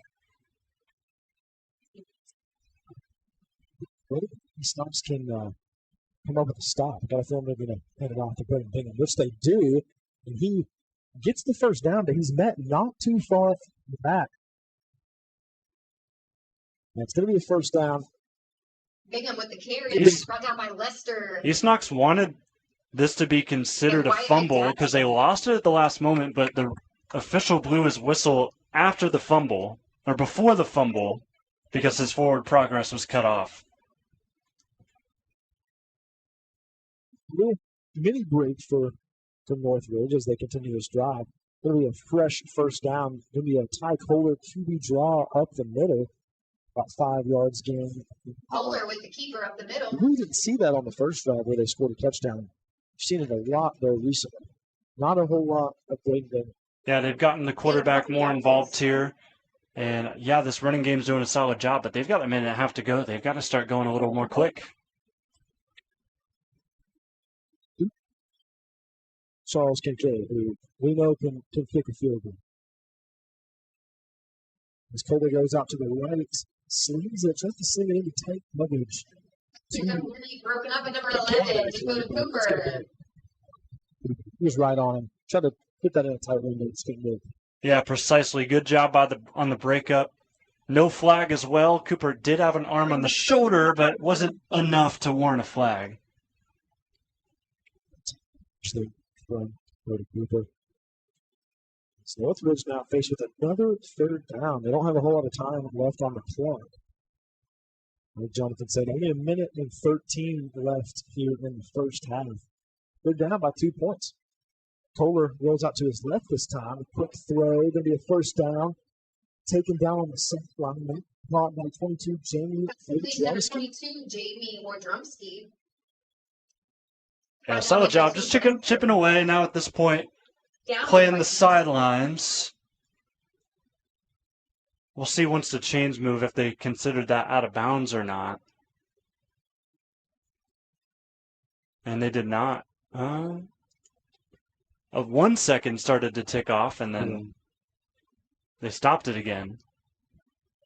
And it looks like, yeah, they're out of bounds, so they get the clock stopped. He's going to before he was taken down. Polar with the keeper. Runs out by number 58, Ray Arnold. Brings up 2nd and 8 for the Vikings. 5 seconds left. That clock is ticking. Need to gain some yards, even if they want a field goal from Kincaid. Polar almost sacked, but he's reversing the field, going back to his left, throws downfield. That one's caught. That's the yardage they needed down at the 30-yard line. Not by Odremski. And it's going to be hurry-up offense, but we'll get this Knox Public Health replay in. Just a fantastic job by the quarterback, Kohler, just able to get out of that attempted sack. Clock continues to roll here. Beautiful catch also out in space. Good job by Lincoln Walton, just simply making himself available even when the play went a little off script.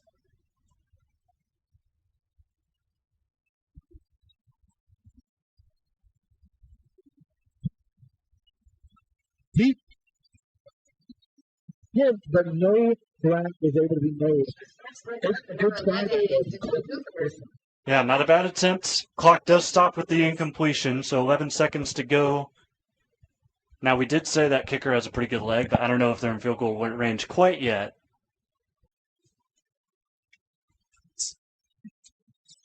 And then Northridge also has a timeout left, so if they can just inch a little bit closer, play the sidelines too.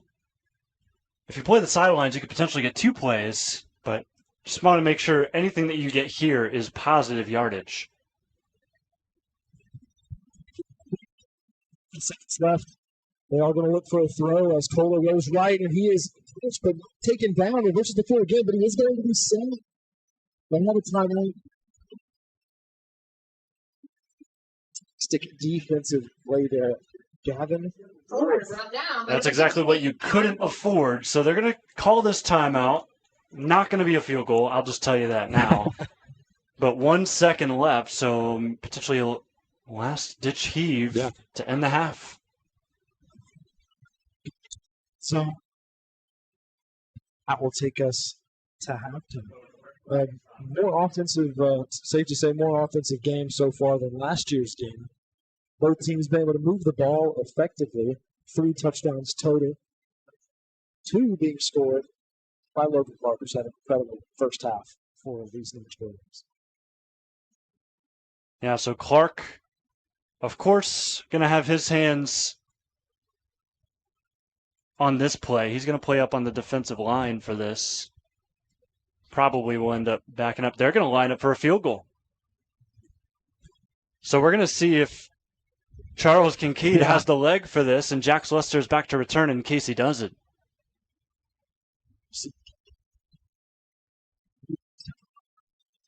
Going to ice him. East Knox timeout. Wow. Can't believe we're icing a kicker here in high school football from, that's what, 52 yards? I'm not trying to be a hater, but 52 yards would be something to see here for sure. I don't know how many times we've had a top play as a field goal, but if this does go through the uprights, that probably will be a contender this weekend on our Friday Night Pigskin show, which you can watch later tonight at 11:30. Back out. Field, 1 second left. Nice play. They're going to give Charles Kincaid a chance to boot this thing. Now, I will say what I'm surprised about is they're potentially on a miss. They're going to let Jax Lester return this compared to some of the other options they have out there. Like, say, a Logan Clark, who's got both of the touchdowns. Also, Hersenberg, who's the regular returner. Snaps away. Kincaid kicks it.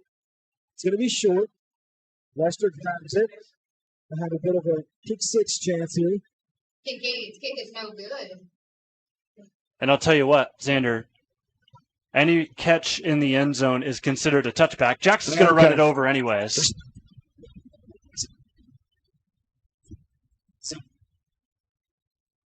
But the officials blew the whistle dead. But confusion. East Knox believes it's a touchdown. Now they're getting the news that it's not. That's going to take us to halftime here in Time score. So Northridge 20-10 in Vikings 10. favor of the East Knox Bulldogs. Keep it here on the OH Report.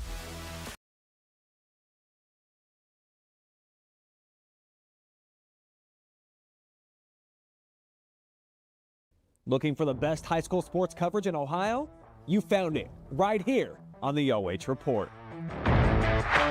From the field to the court, we've got it all. OH Report brings you local coverage like nobody else in the area, live and free. Follow OH Report now and never miss a moment of the action. Don't just watch, be a part of the game with OH Report, the future of local sports.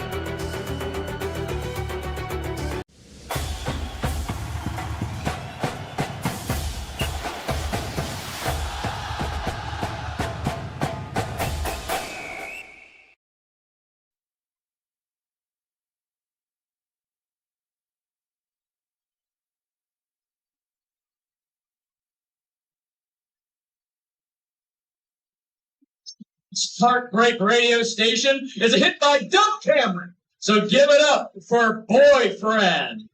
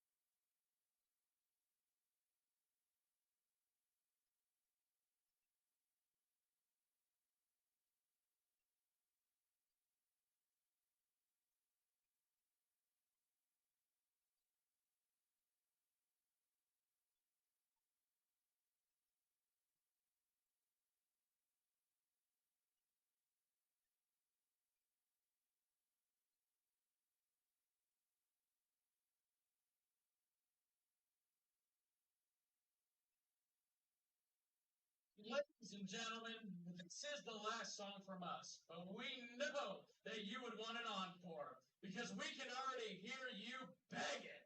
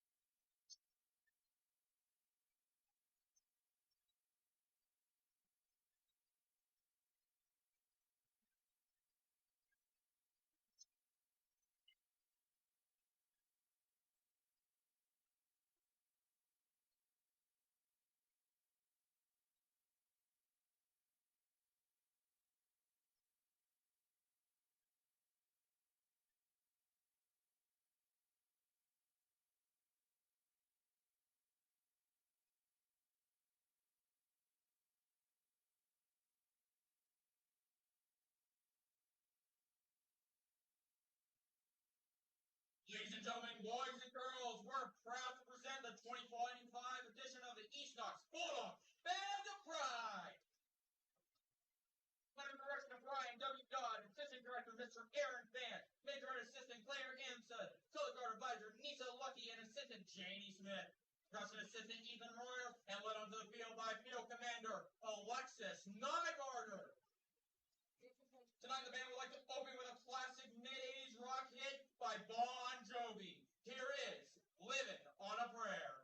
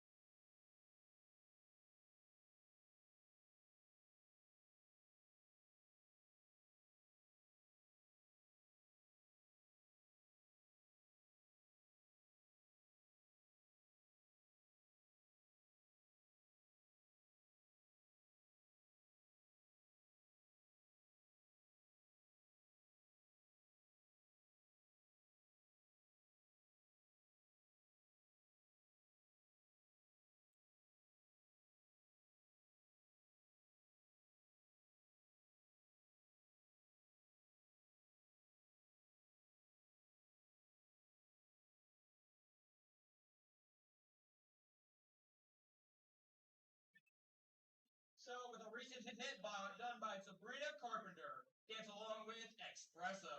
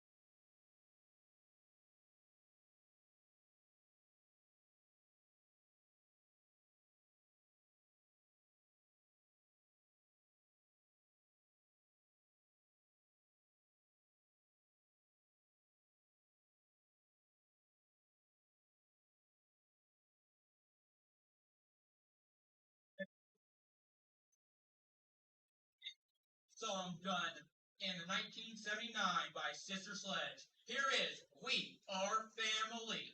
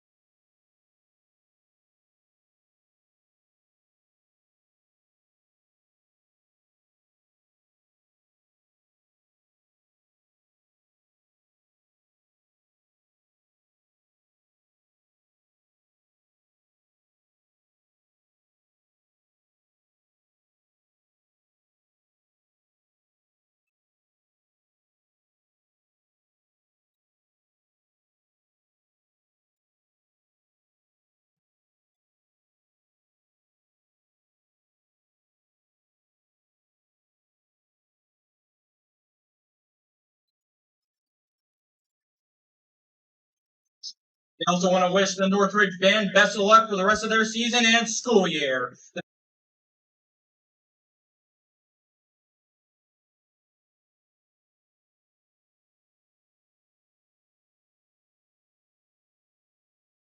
At the Killbuck Savings Bank, you can expect great products and service from a fellow Knox County Chamber member. Now offering premier card processing solutions and services, ensuring the business owners understand their credit card processing fees. We have a wide selection of card processing solutions that provide lower fees, faster payment, additional security, exceptional marketing features, and help to improve your business operations and customer experience. At Knox Community Hospital, your primary care physician is more than someone who delivers your test results, more than someone who writes prescriptions, more than someone who listens to your heart.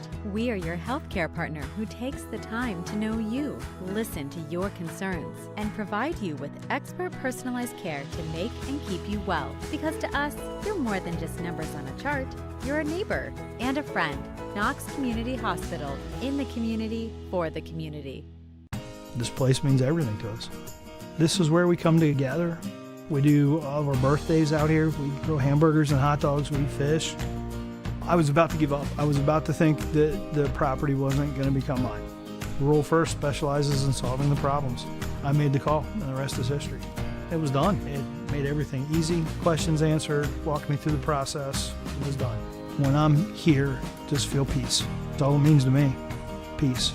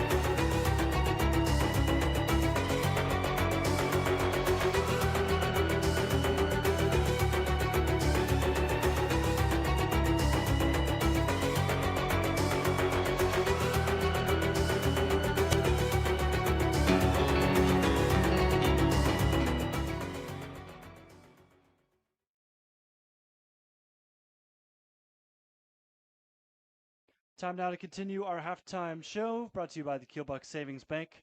Before we start the second half, want to preface our apologies for audio issues today. We've tried everything to get it up together, and it's not looking like things will go back to 100% normalcy, but we will definitely be fixing that in the coming week for week 2 of this football season. Of course, week 1 brings a lot of adjustments and a lot of expansion as well for us here at the OH Report. We will be taking notes of everything that happens this weekend, and we'll be taking it right back to processing next week. So just talking about this halftime show and what East Knox and Northridge have both been able to do. More the same as last year, just more points on the board. So just attempting to welcome back in Xander Devault to conversations here. He may cut in and out here throughout this broadcast, but I just feel like Northridge, they had the foot on the pedal for the majority of this one, but it was towards the end of the second quarter where East Knox was able to put things back into control, and of course they have this lead right now. What was the main difference that we saw in the first drive when they scored a touchdown versus everything? They really didn't give the ball to Braden Bingham a whole lot. I feel like Braden Bingham on that first drive, he walked down the field every time he touched the ball. And he's gotten a carry here or there, but they really haven't gone back to him like the bell cow back they did on that first drive. So I think that's the game changer right now. I think they need to try to get back to what they were doing to start the game, because obviously they started off the game fantastic. Drove all the way down the field, scored a touchdown, went up 7-0, and really put East Knox on notice. Now East Knox has come back, and they've been able to put together a couple good drives, played a great game from Logan Clark. Logan Clark has played fantastic in all areas of the game, offense and defense. So, yeah, I mean, Northridge is going to get the ball to come out. We're going to see what they can do.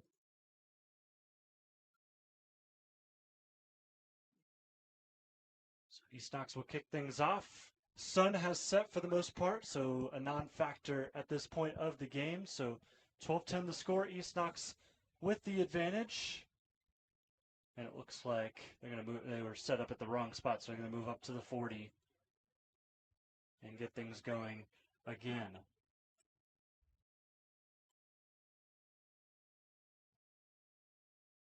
I want to take a second to thank our sponsors before this kickoff commences. Thanks to Knox Community Hospital, Killbuck Savings Bank, North Central State College, and Knox Public Health, along with Avita Home Health and Hospice. Short kick here, and return team's just going to simply take a knee and take the solid field position at about the 43, 44-yard line.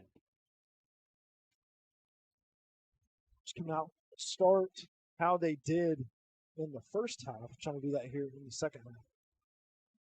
They could go down the field and score that. Would definitely create some great momentum that their offense is lacking at the moment. Start this drive on the 43-yard line. The end of this game. I'll get to that game ball ticket number here in just a moment. So Northridge will take over offensively, headed up by their quarterback, Ty Kohler, yet again.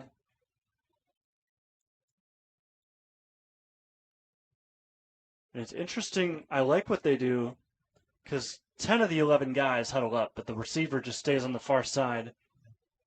Seems to already know what's going on. As Kohler takes the snap, gives off to Bingham, just as we said, want to see him get more involved in the second half. But the first rush is a nice stop by the freshman Seth Sapp for a gain of just 1.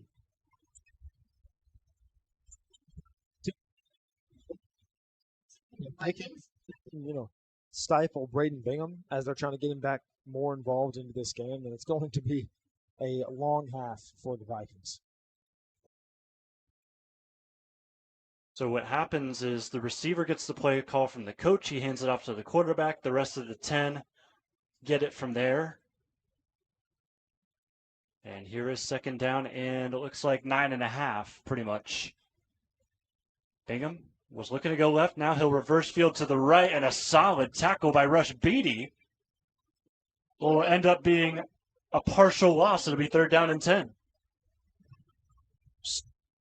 Henry stiff arm, and Rush Beatty able to hold on through that strength from Braden Bingham. Make a great tackle there for a loss. So, yeah, that'll be third down and 10. East Knox so far here. Halftime adjustments looking pretty good thus far from Coach Andy Batty. That defense, I'm sure, got a nice little call out. They were challenged in the locker room to step up. Here's a snap, third down and long. Quick throw, miscommunication went right between two receivers.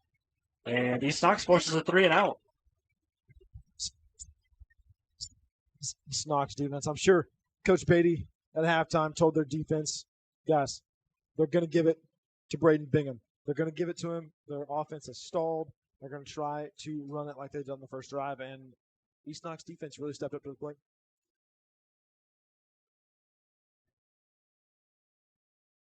So we'll see the punt back from Northridge. It's a solid one, goes a pretty long way. And the fair catch right at the 20 for East Knox is made by Dakota Cooper. So East Knox coming out with their first drive of the second half. Xander, what do you want to see? We saw that first drive, no first down, 3 and out. We saw a couple of hiccups. We saw them get backed up to the 1 yard line. We saw that snap fumble that they were able to recover. But they've been doing a great job recently, and it's really been the connection between Jax Lester and between Logan Clark. They have been right here, right together. And it's something that you need to see going forward if they want to keep putting points on the board, because obviously Logan Clark is going to be Jax's number 1 target. Lester in the shotgun. Clark, as we mentioned, out on the far side. So it'll be a touch pass to Rush Beatty. And he is stuffed behind the line for a loss of what looks to be 4 or 5. From that Vikings defense. They're trying to get the ball to Beatty, let him do something with it. It's not going to happen on Northridge's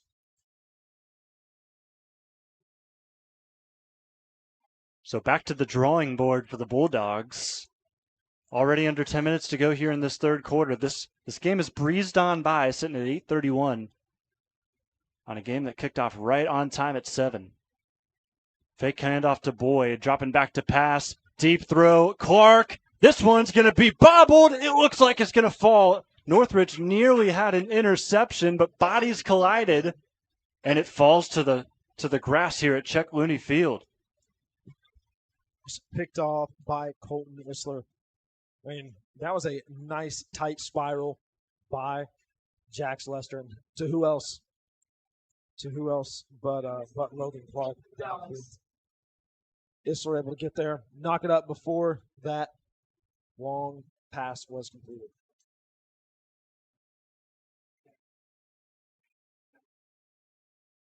So this will be third down and pretty darn long, 15. And 9:29 to go, stopped on the clock, and now to run again on the snap. Lester rolls out to his right. Tough pressure, throw right to the backside of Beatty, able to make that catch.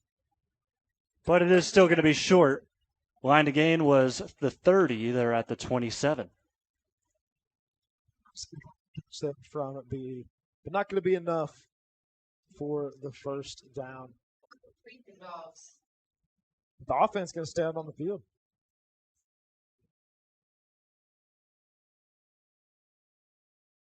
Some audibles coming from Jax Lester. Snap, handoff to Boyd, and he's going to get that first down. You know, they haven't thrown too often, or they haven't run too often, so maybe a little bit of a throw off there, and they get the first down. The punter's leg isn't up to par, but it was a 4th and 3 deep in their own territory. If they don't get that, they give Northridge a great opportunity to take the lead.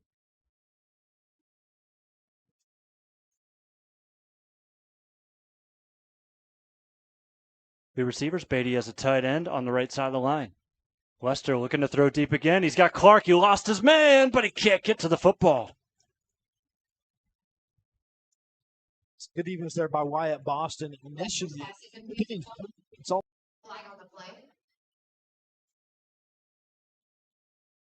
focus in on the umpire, see what the call is going to be. Most likely that play will be voided by the results of this. I know the penalties declined, so they're going to take that play. So obviously, a loss you can always take, and third down and long proceeds East Knox. 3rd and 10. No, 3rd and longer than 10. 3rd and 16 here. It's going to be a tough one for the Bulldogs. Just 2 receivers.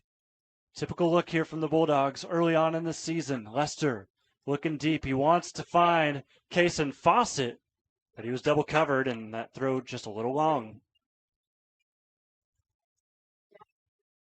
It out. It was just a little too deep. It's going to be a rough 4th down here. It looks like they're bringing out the punter. So looking back to this play right here, brought to you by Knox Public Health, this was the decider of this drive. Just couldn't connect Lester and Clark for a 3rd time. And because of that, see a loss on the next play and then an incompletion, and East Knox is going to punt. Better punt than we've seen from the Bulldogs in the first half. This will roll all the way down to, it looks like, the 37-yard line, and that's where Northridge will take over with their next drive. North Central State College, first down. I want to thank our first down sponsors today, providing individuals with the knowledge, skills, and inspiration to succeed in their chosen paths. Northridge came out last drive. Did what we wanted them to. They gave it to Pregame a little bit more, but East Knox seemed to rise to the occasion and really just kind of shut that down at the line of scrimmage.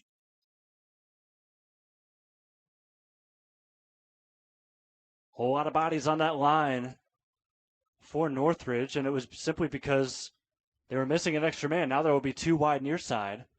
As running into the play late is Charles Kincaid. Give to the running back here for Northridge is not going to get much. That defensive line doing much better That's been the storyline for the Bulldogs thus far in this game defensively. Trying his best. The Bulldogs not letting up at all. About 5 of them swarmed to him, took him down right on time.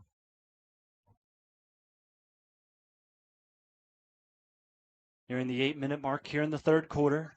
From Chet Looney Field, East Knox leads 12-10.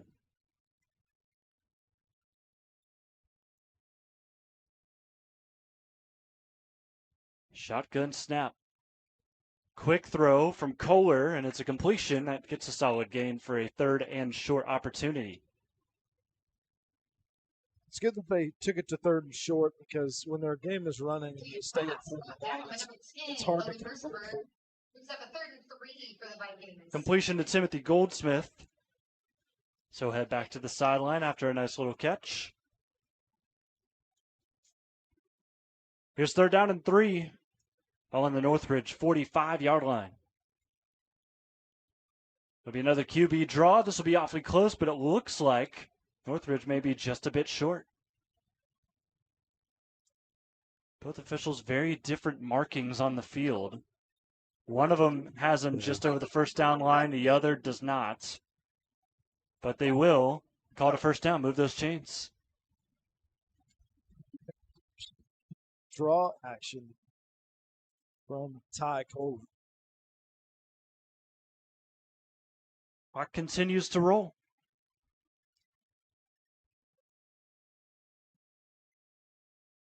Most games. Oh, quick huddle here, and it looks like we're going to see the official stop because play clock did not start. Northridge wanted to go quick, but we're not allowed to there. They'll still go quick and hand this back off to Bingham, but again, to no avail.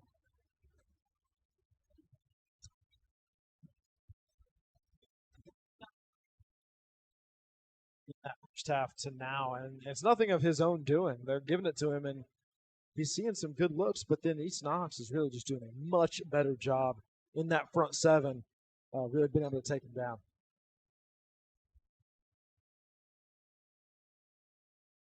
Second down and 10 on the 47. Snap goes to Kohler. Quick throw. Finds his man.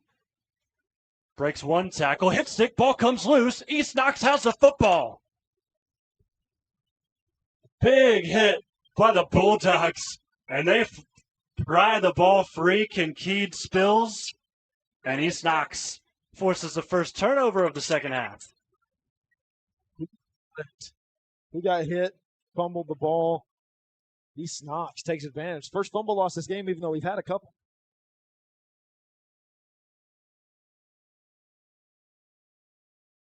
So a big hit stick changes the trajectory of this game, as we'll see East Knox with some decent position to start this next drive and also a 2-point cushion. Start things back up again. Nearly connected with Logan Clark for his third touchdown in the last drive. We'll see if they go his way again. Dakota Cooper in motion. They'll go the opposite direction. Take a page out of Danville's playbook with some misdirection. And Landon Boyd gains 2.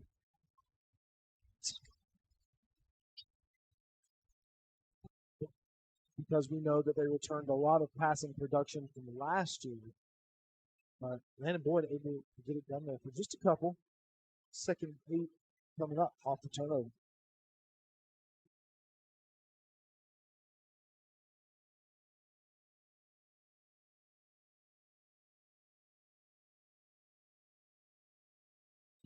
Jax airs it out. Looking for Clark. Tough play. Nearly made that catch. But that'll make it third down. Short pass. And then downfield to Logan Clark. That's basically what we're doing.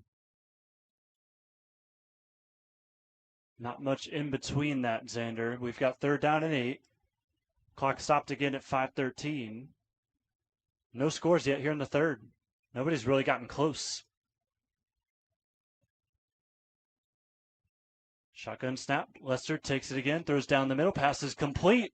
New target for Jax Lester. There's that medium range passing that wins a first down. Logan Herstenberg able to get it to the 40.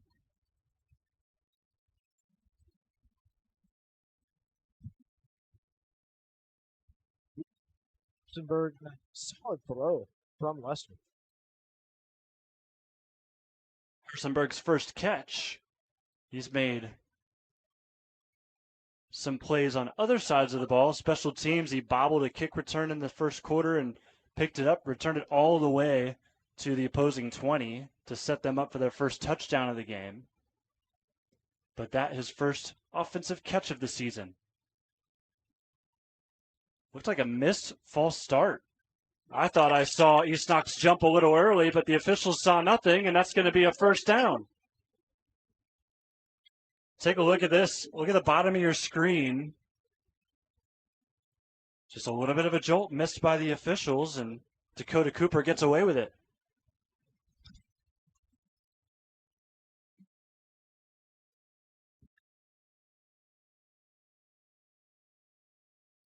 Lester looks to the sideline for a play call.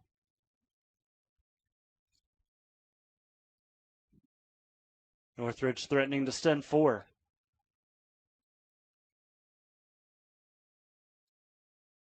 They will send 4 to hand off to Boyd. He'll go to the right and ride a tackler down to the 25. Boyd carry again. Boyd getting a lot more work this drive. Liking them switching it up. I think the Northridge defense has come too accustomed to the pass, the deep pass, and it's definitely opening up some lanes for Boyd. So Boyd's starting to find his groove here on this drive. He's kind of been thrusted into a starting position at East Knox. Played a decent amount last year as a freshman, now a sophomore. We'll talk about his story here in a minute. As we see Lester shoot for the end zone, Clark trying to fight between 2 defenders. And there's nothing there. That'll make it third downs. But Landon Boyd likely wasn't going to be the starting running back if it wasn't for Landon Dawson making the move over to Mount Vernon about 10 minutes away from here, as he is joined alongside another former East Knox Bulldog, Cash Cook. Both of them transferred over to Mount Vernon. That team's looking pretty special this year, of course, in the higher divisions, but East Knox still brings back some good pieces, and Boyd is one of them, and he is the beneficiary of that move from Dawson. Lester takes a snap again. He'll go back to Boyd. Boyd rides a couple of his blockers. He's got an opening. Boyd's in the end zone. Touchdown, East Knox.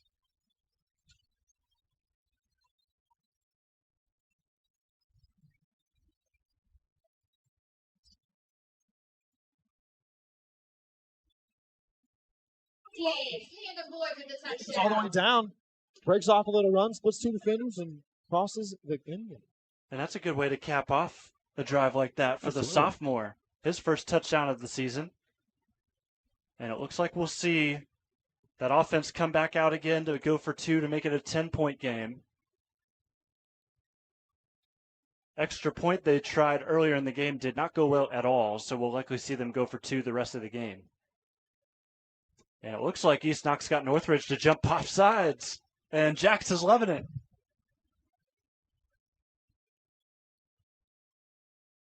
That'll put them a little bit closer for this 2-point try. Trying to put it to a 2-possession game. Because as right now, as it stands, 8 points gives Northridge a chance to get that all back at once. So a 2-point try now will be the 1. Maybe just try to QB sneak this in, but no, Jax is met immediately. Man, that offensive line did not do the best job picking up matchups, because that was pretty much immediate contact right from the snap. So when Northridge got to Jackson, thwarted that 2-point conversion. Basically went through the line untouched, wrapped up Jackson, just put him on the ground. So it's going to keep the score at a 1-possession game. Yeah, injured player on the field for Northridge. We'll take a break and come back. 18-10 the score. East Knox, they've scored 3 touchdowns in this game, have not been able to convert on point afters or 2-point conversions. So we sit 18-10 in the third quarter.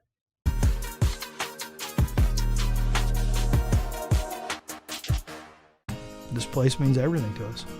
This is where we come together. We do all of our birthdays out here. We grill hamburgers and hot dogs. We fish. I was about to give up. I was about to think that the property wasn't going to become mine. Rural First specializes in solving the problems. I made the call, and the rest is history. It was done. It made everything easy. Questions answered, walked me through the process. It was done. When I'm here, just feel peace. That's all it means to me. Peace.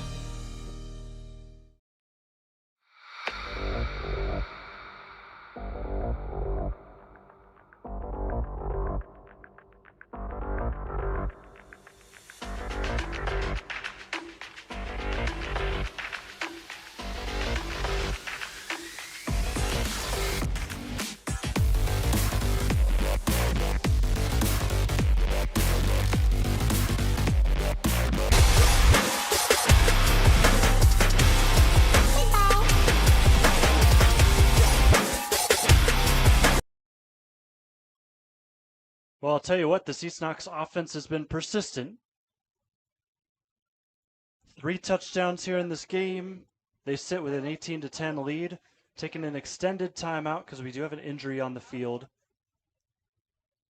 And we're going to keep just kind of chatting away here, just looking at a couple of halftime scores. When it comes to score updates, I don't like to use score streams simply because it is unofficial, so don't like to share those too much, but I do follow KMAC Plus, and they've got a running tab on all of the scores at halftime at least. So right now, KMAC is looking pretty darn good, and in fact, every single KMAC team, all 8, had the lead at the half. And I thought it was going to be that way too, but kind of shifting from that, seeing Northridge and their player go down, and he's being helped off the field, so wish all of the best to Corey Piles, it looks like, is the man down, 66 for Northridge.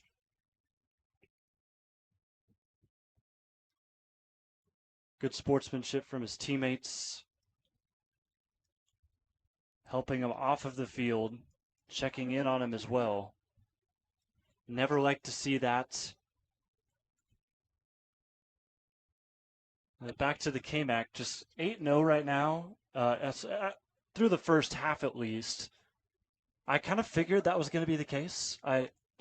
Most of the teams are going to be quality this year. Danville, of course, is the favorite. They're up over Worthington Christian big. And then Centerburg up big over Utica. Northmore in a really tight score against Upper Sandusky, 3-0.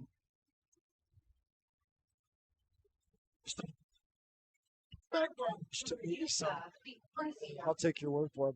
Right now, they're actually giving score updates right now at the field, so I'm listening in. Loudonville, Mapleton 42-0, and Danville is beating Worthington Christian 22-13. Well, I'll tell you what, I just heard Loudonville's winning 44-0. You don't have to know too much about the KMAC to know that last year that was an 0-10 squad, and they're sitting with a multiple score lead to potentially get their first win in quite some time.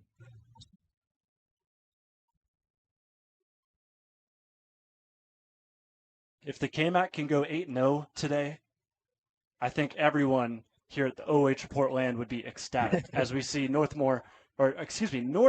We were just talking about Northmore, but Northridge returns us all the way to 50. And of course, for that to happen, East Knox defense has to lock in here because, of course, they got the 8-point lead, but Northridge has looked pretty darn good today.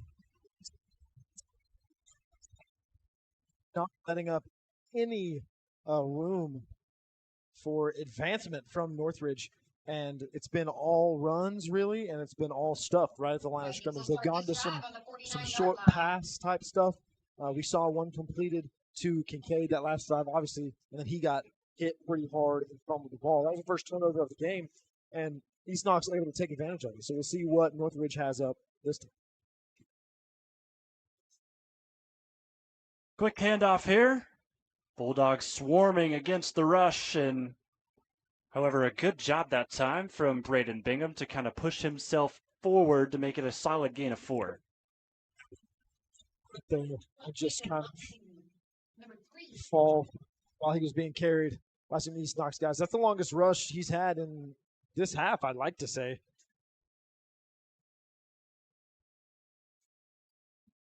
And you wonder if they're going to bring him out there again, because first quarter he had did such great things. Third quarter here, not so much. But just trying to pick up on the adjustments East Knox has made as they're going to go play action and get a completion to the outside. Not too big of a gain, but still solid positive yardage.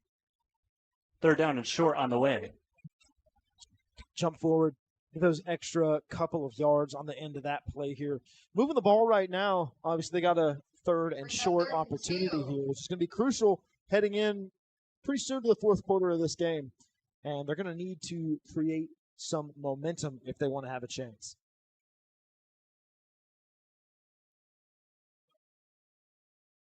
Blitz threatening from East Knox, and they just threaded apart Northridge. Bingham with the first down and then some. First time we've really seen him have an opportunity to make a play. Every time this half, he's handed it off, and it's been right there. They've been on him in the backfield. So right there you see on the replay, he has a chance, and he makes the most of it and gets a pretty decent game. Under 2 minutes to go here in the third quarter. Jonathon Langdon, Xander Devault with you live and free on the OH Report here from Chet Looney Field, where Bulldogs hanging in tight at home. Bingham gets another give for Northridge, and he'll gain about 5. Chipping away right now. That last play was substantial, but they're chipping away, which is something they haven't been able to do this half yet throughout this entire quarter. So this is good to see Bingham kind of get back into the game. Not necessarily for East Knox, but good for shows them some light that they've got to keep going towards. Obviously, it is only one possession game, so they do have a chance. Second down and 6.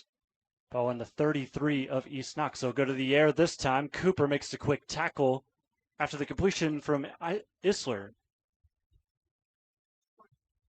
Toss there from Kohler. Able to get a short little completion, but Brings up a big third down. good job by Dakota Cooper to wrap that up and end it right there.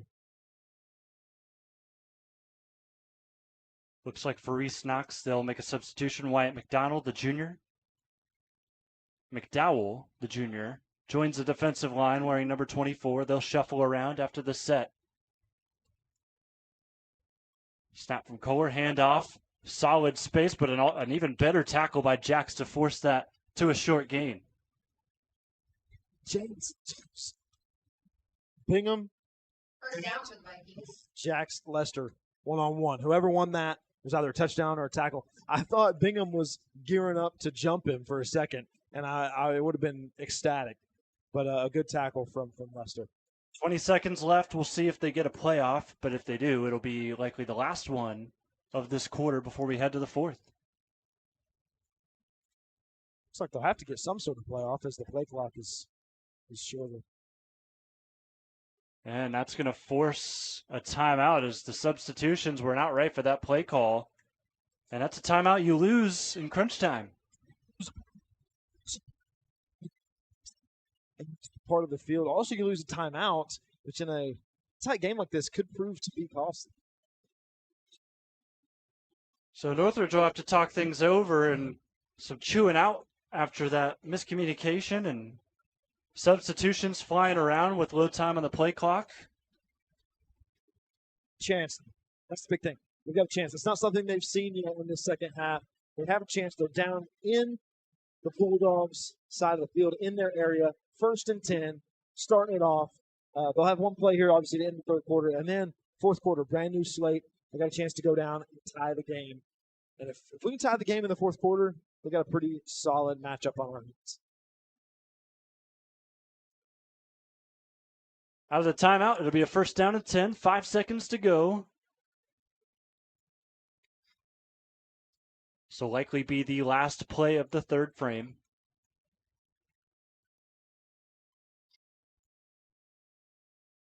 So 2 timeouts to go after that one called for Northridge. All 3 timeouts in the cards for the Bulldogs. Quick snap. This will be a sweep. Go to the outside. Some nice spacing. 1st down and more. And a flag thrown at the end, but a solid gain from Jamie Odrumsky. We'll see if it holds up after that laundry hits the deck. That's just a good play call. Haven't seen that all day from Northridge. Jet sweep, not ready for it. See if it comes back. And it will. Northridge called for the hold. And that will move things back when we start the fourth quarter, but that's the end of 3. East Knox leads 18-10 as we take one final break. Money time coming up next on the OH Report.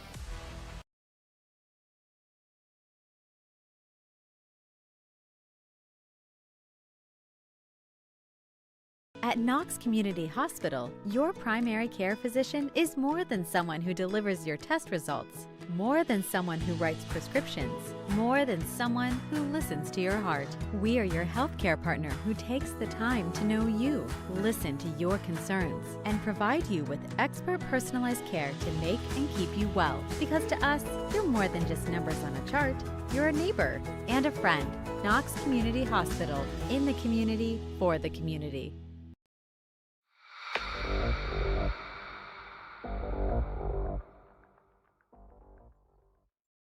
Welcome back to Chet Looney Field. Before we get started with the fourth quarter, I want to talk about a special message. Tonight, you may have noticed at midfield, instead of the traditional EK or prop print, it is a 51, as we see a big rush from Northridge that's going to result in a touchdown.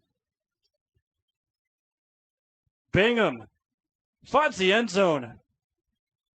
And it's now 18-16. A 2-point conversion could tie it.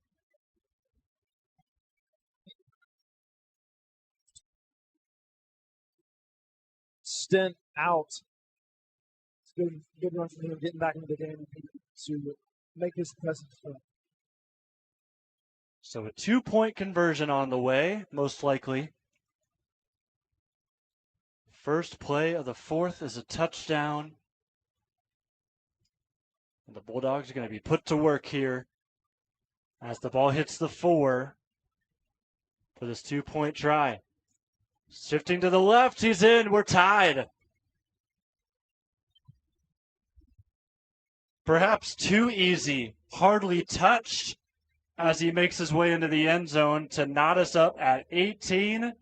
Xander, this one got a lot more interesting. We're going to take a break, come back live and free on the OH Report.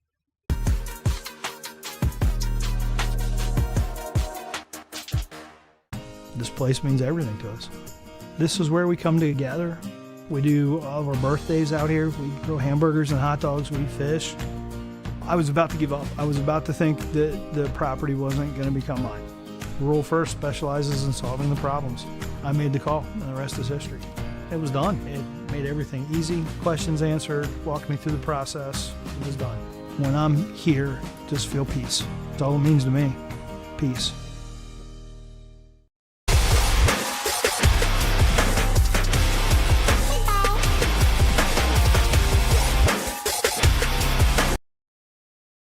Well, Xander, take 2.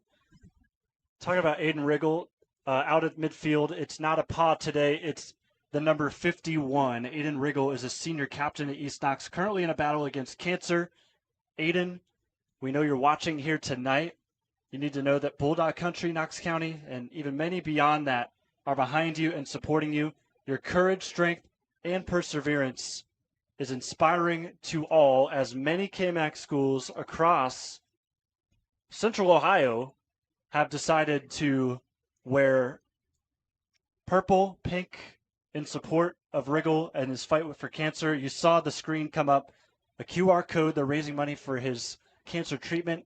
And in just under a week, Xander, as this kickoff was sent out of bounds, and East Knox will start their drive at the 35. But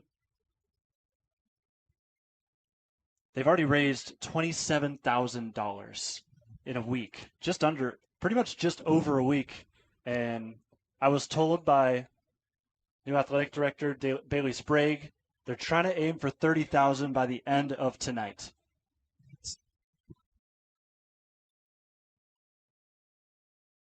East Knox, of course, celebrating Riggle,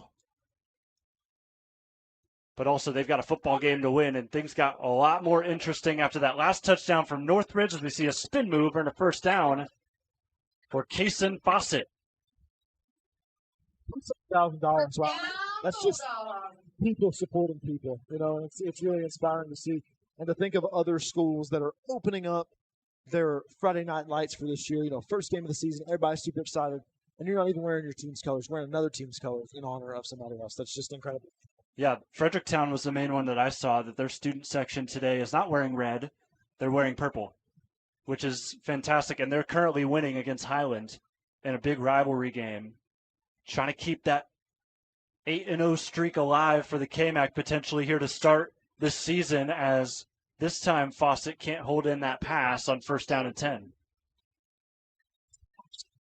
Oh, there it was a screen pass almost designed for Fawcett that cut it off, and he threw it over the defender, which can sometimes be dicey. But they got away with it there.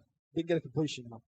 Second down and 10 after that incompletion. Lester not afraid to keep throwing the ball. His top target, Logan Clark, outside on the very far side of your screen. And a Kason Fawcett, who's had some work as of late on the near side.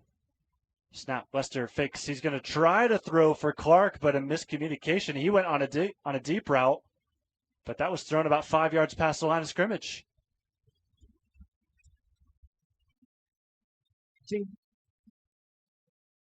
From his main target, just a hitch route, takes off up the sideline. That time they were just not on the same page. So third down and long. Really need to find something. If you're East Knox right here, you had the kickoff go out of bounds, give you good field position at the 35. You get a first down, but outside of that, stand still here in these last two plays. Back to pass again. Lester throws at the first down marker. He's got Clark, and he breaks a tackle. He's going to get some more. He breaks to the outside of the hashes, and he's finally taken down at the 34-yard line. This kid's got heart, and it's impossible to bring him down tonight. Like a cramp going on, so nothing too bad, we hope. But, man, this kid is hard to bring down, no question about it. So they're going to tend to him. He'll limp off to the sideline, hope everything's okay there. But, of course, you said it. Cramps. People fall victim to him quite a bit in the first 3 weeks of the season, I'd say.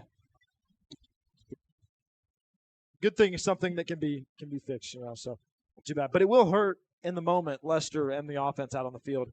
Obviously, I mean, Logan Clark has been outstanding tonight, so he's looking to stretch it out there on the sideline. Yeah, he's kind of pacing over on the fence right by all the bleachers. It looked like he was about to hurl, but he looks like he's going to be okay.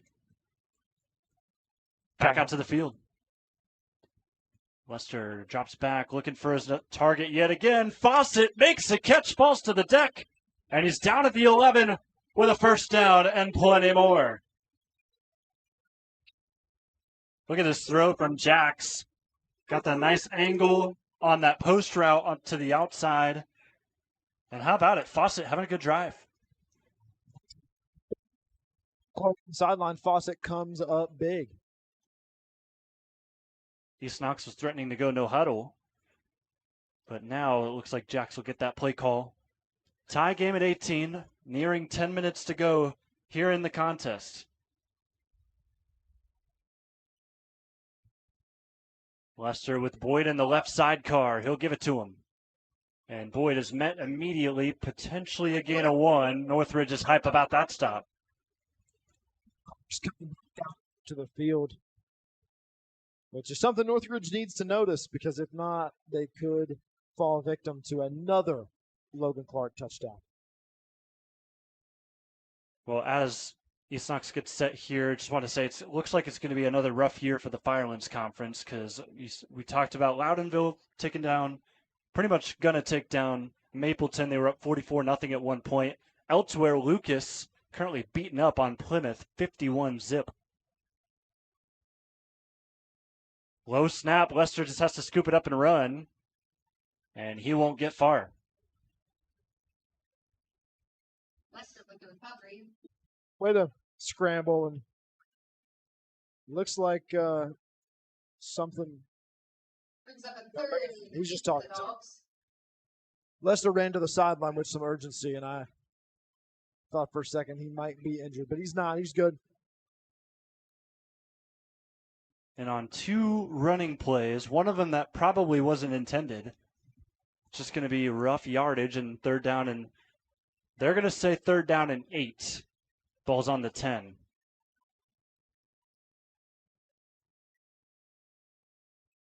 There's a fumble. Ball's on the deck, and it looks like Northridge has it. Here's a look again, brought to you by Knox Public Health. It looks like it was another rough snap. I think it was the pulling guard that got in the way of the snap. Got too early of a jump, and the center hit it right off of his thigh. Mistake from East Knox. When they were down, knocking on the brink, had a chance to go up. After they've been up for quite a while, their defense finally breaks. And that is unfortunate. Going to give Northridge another chance to get the ball, go down the field, possibly take the lead here in the fourth quarter.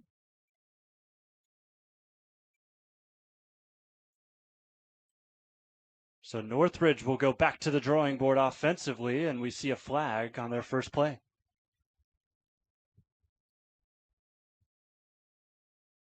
And it looks like it's going to be a false start. So move them back.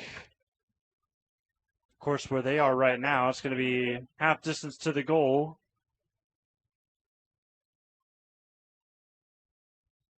First down and 15.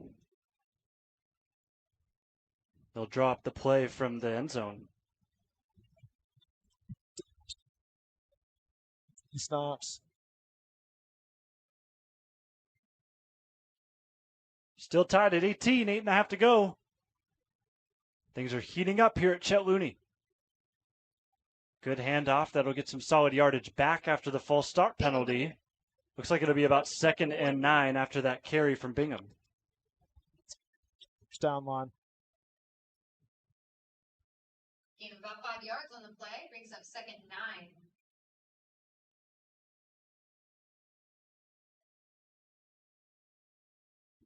Pivotal point if you're the East Knox Bulldogs. You get that false start penalty that gives you a little bit of a boost. Can you keep them to a 3 and out on this drive? Sweeping handoff hit pretty quickly after the fact. And that'll gain, it looks like 1, maybe. Could be just back to the line of scrimmage. Save their offense after that little miscue that they had. And their offense will definitely be thankful if their defense could get them give them a chance. Right now, 3rd, 8, backed up a little bit, but Northridge Vikings is going to have to do something if they want to continue this drive.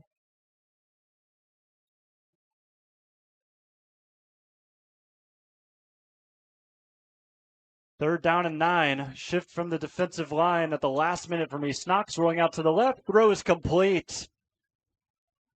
And that will be a huge first down for Northridge to keep this drive alive as Kohler finds Isler.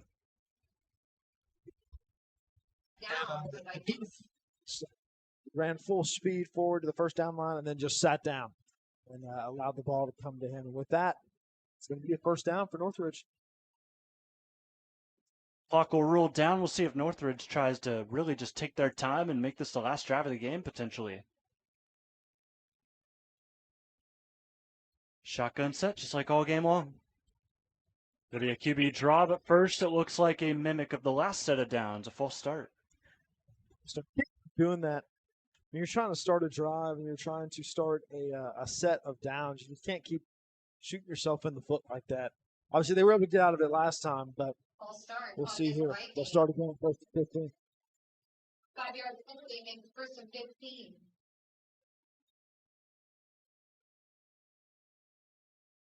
Clock will stop, 6:49. Again, all tied up at 18. Ball on the 20-yard line. This drive started at the 10.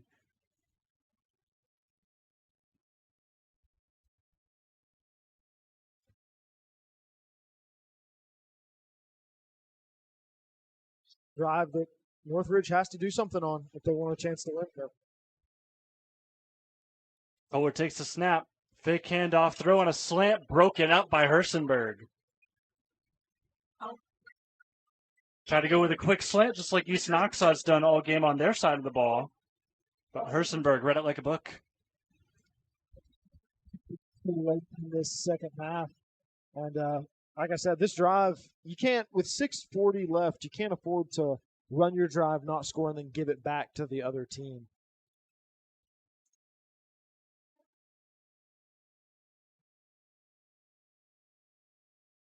Two receivers near side. Line favoring the left. That's the way they'll go. Bingham gets a couple of beautiful blocks, and he may be gone. Hersenberg trying to chase, but Bingham is going to win the foot race to the end zone. Bingham with the touchdown. The I Vikings. mean, wow, what a run by Braden Bingham. He's been so silent as of recent, except for he had the touchdown, but in terms of long rushes, he's been so silent past the first drive of the game. That one, the longest rush of the whole game for anybody. What a break. A breakthrough by Braden Bingham. Stepping in for the star, Jace Golden, who I was told in practice could potentially have a torn MCL and is out of this game and potentially the season. But he's on the sidelines cheering on this group, watching on crutches as this extra point potentially goes through. And it does, to make it a 7-point lead in favor of the Vikings. What a turn of events here at Chet Looney Field. We'll come back and see if this gets even more interesting on the OH Report.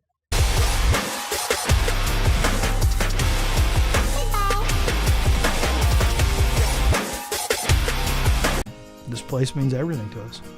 This is where we come together. We do all of our birthdays out here. We grill hamburgers and hot dogs. We fish. I was about to give up. I was about to think that the property wasn't going to become mine. Rural First specializes in solving the problems. I made the call, and the rest is history. It was done. It made everything easy. Questions answered, walked me through the process. It was done. When I'm here, just feel peace. That's all it means to me. Peace.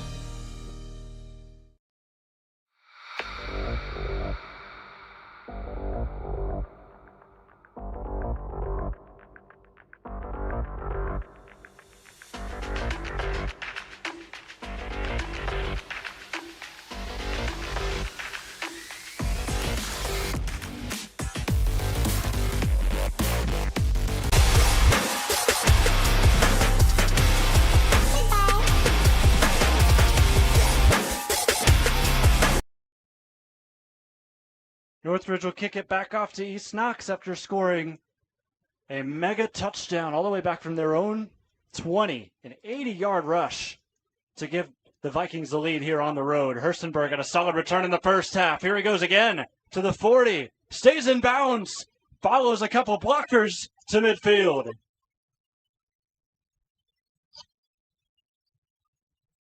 What a run from Logan Hersenberg, who's on off to a great start in the special teams.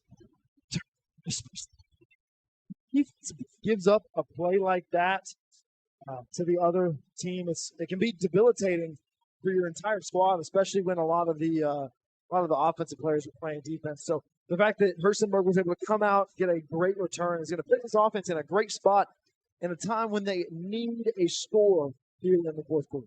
And they also need to convert an extra point or a 2-point conversion, which they haven't done all game, if they even do get the touchdown. Lester in the shotgun, 3 receivers available to him. He's going to look deep on the left side of the field, looking out of bounds.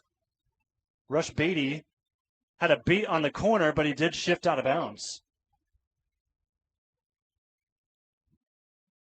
Could have had it. The safety ended up helping down there, and it ended up making it harder for Lester.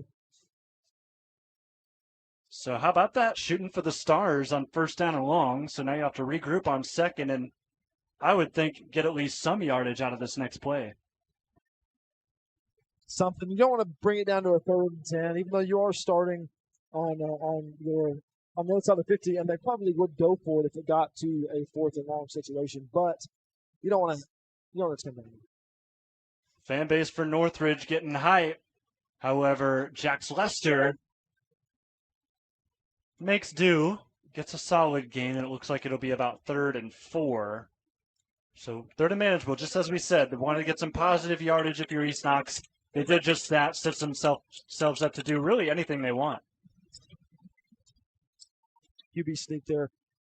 But yeah, they've got a 3rd and 4 here. And really, it opens up the playbook for them. They've ran for 4 yards on 3rd down situations. They've thrown. So it's really just whatever they want to draw up.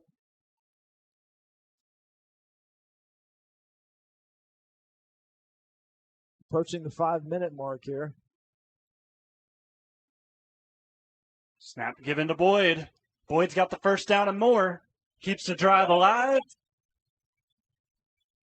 That's a North Central State College 1st down from the sophomore. And now our keys to victory for East Knox come back into play. The short field for East Knox. They've done a good job today when they've gotten to the red zone so far. It's just when it gets even shorter, like I said, with those 2-point conversions and extra points, you don't really have a kicker that you can necessarily rely on too much.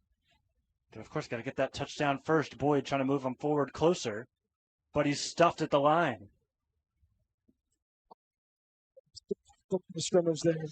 Be a good play from the Viking defense as the Bulldogs look to take advantage. Where the clock keeps ticking down. And this could end up being East Knox's last drive. So they need to do something here with a 2nd and 10 opportunity. 4.5 minutes to go and rolling for the Bulldogs to put up an answer after Northridge saw Braden Bingham take 180 yards to the house on their last drive. Lester collapsing pocket. Northridge is there. Lester hands it off to Boyd, but they call it dead. That was nearly a very heads-up play from Jax, but just too little too late. You're going to see it again thanks to Knox Public Health, but tried to shuffle it off to Boyd after taking a big hit. But forward progress, it's not everybody's best friend.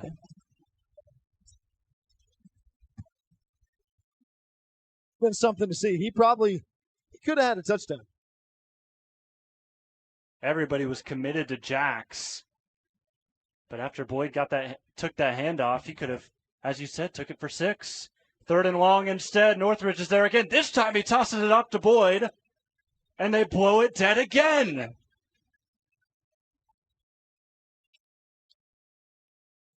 Here's the call again. Northridge fans getting hype on the opposite side. How indicative could this be of the result of this one? He was nowhere near down.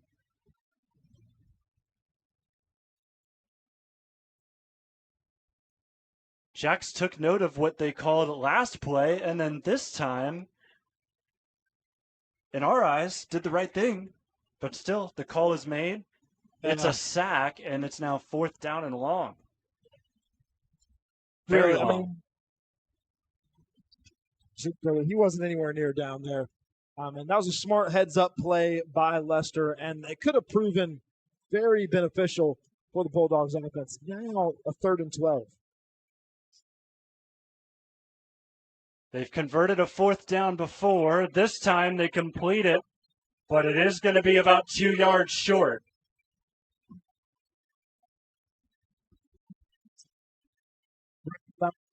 It's going to be 4th down, but it's going to be much more manageable than 12. It'll be about a 4th and 2 here. We've seen them convert a lot more.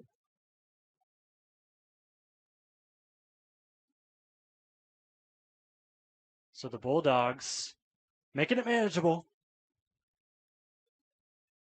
4th down and 1. Lester tried a QB sneak on a 2-point conversion. He was stuffed quickly. We'll see what they do here. 10 seconds on the play clock. 3:05 and counting to go. 7 seconds. They got to get a play going. And now we'll see a timeout. So 4th down and 1. They're going to want to chat. Down. Right, we got 3 minutes left. Under 3 minutes, and you got to score here. This is close to the end zone. We're probably going to be for the rest of the game. 4th down. Now, while I say you don't want to do that, you do want to get it right. It's 4th and 1. You have to get this play. So this is where you need to use one of your timeouts as a coach. I'll be interested to see if they go back to the quarterback sneak, because as we saw in that 2-point conversion, he was touched before he even moved the line of scrimmage at all. So that's probably something that this Northridge team is sitting on in terms of where they're looking on defense. So we'll see what they do. We'll see how they line up. It looks like they're going to line up in the same formation that they did.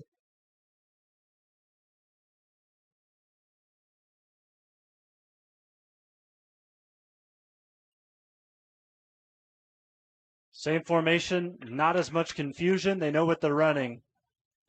Can they get the first down? Clock stopped at 2:58. Biggest play of the game right here. Lester will push forward, gets a barrage. He'll also go to the left and get some more yards. He's inside the 20.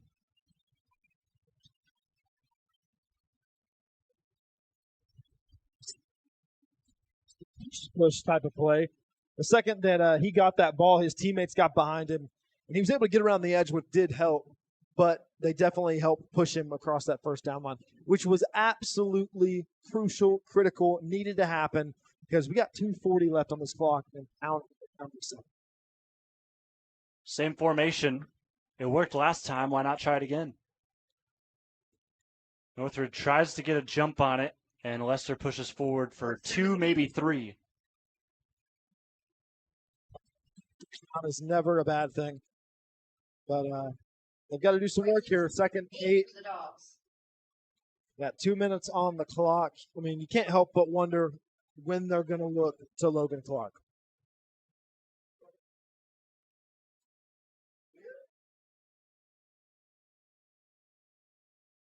"15 seconds on the play clock, under 2 minutes to go. East knocks down a score. They need one and an extra point, or at least a 2-point conversion for a favorable result here tonight. Lester goes right at the defense and pushes towards the 10. That'll be a yard short of the first down marker.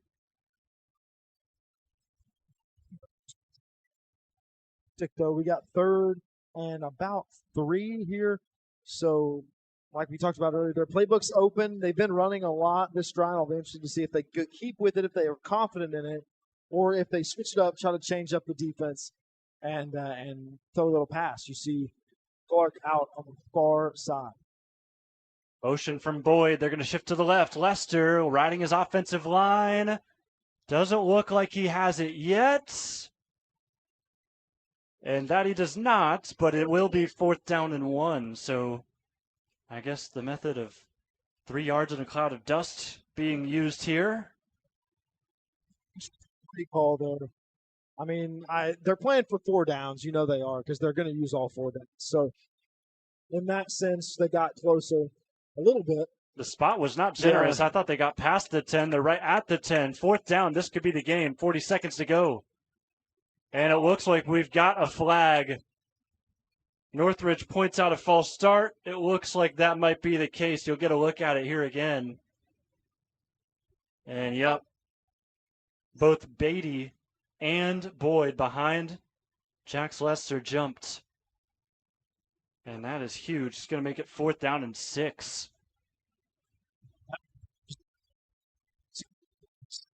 Try to get that first down on 4th, because now you're back behind where you were, and you have to convert it for the game. We've got 36 seconds left on this clock here, and you're down by 7.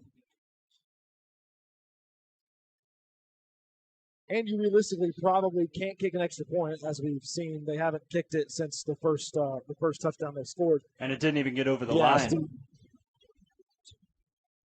Well, here's the ball game, and it looks like now we'll get a timeout. Northridge wanted to see what East Knox was in so they can start to strategize. Takes somebody who knows the sport well to know. This right here, this play decides the game. 4th and 7. We got 30 seconds left. A 1-touchdown game. What will be even more interesting is if they're able to convert it, we're going to see a win or a loss. We know that. So it's going to be an exciting finish to this game. We'll see what they come out in. Northridge wanting to go back to their huddle, make sure they have everything right, because they know that if they stop them right here, game's over. East Knox with 2 timeouts left. Won't be enough to stop the clock, since we do sit at just 29 seconds to go. Northridge with 1 timeout left after calling that one. Bulldogs will set up shop here for 4th down and 7. Ball in the 18-yard line. 18-25 the score in favor of Northridge. Trying to make one last stand. Batty in motion to the right side of the line. Snap, fake give to Boyd, down the middle. They've got a man, it's in the end zone. Is it down or is it a touchdown? It's a touchdown. Bulldogs down 1. They've got to convert here after this, but it's a touchdown up the middle to rush Batty. It's 25-24. Northridge still with the lead.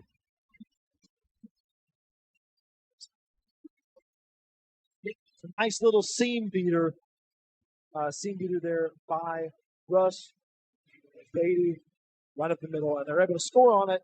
This puts us in a very interesting position, Jonathan. Batty's first touchdown as a tight end. And the Bulldogs are going to go for 2.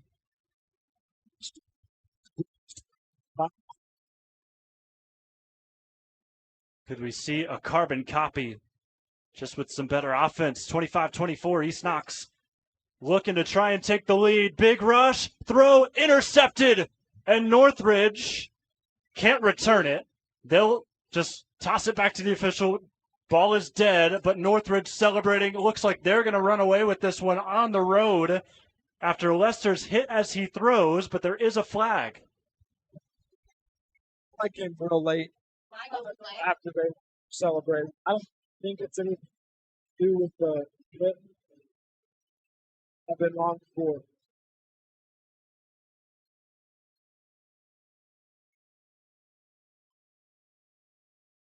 That play was doomed from the beginning. The second it was snapped, Lester was touched in the backfield. He had to throw it up. He had no choice but to give somebody a chance. Unfortunately, the chance that he gave was to a Northridge Viking. Here's the 2-point conversion again. Lester just immediately rushed. Got to give credit to that defensive line. Riley Wheeler was the first one there. He's been a pest all game long. And that is how this game will likely end, barring anything absolutely unheard of. Definitely. I mean, some things have definitely. Lincoln Walton, great play to get your eyes up, take that ball in the game, most likely for the Vikings side. 25 seconds left. There is still likely an onside kick pending. And with that unsportsmanlike conduct that we saw after the celebration of the 2-point conversion, this onside kick is going to be pretty far into Northridge territory. Looks like they're getting ready to plant it at the 45. To recover the onside kick, that would give the Bulldogs a much easier time getting down into scoring range. So it could prove costly, that flag, but it would all depend on whether they get the onside kick. So it'll be placed at the 45. Northridge right now with 6 to the far side, 5 near side.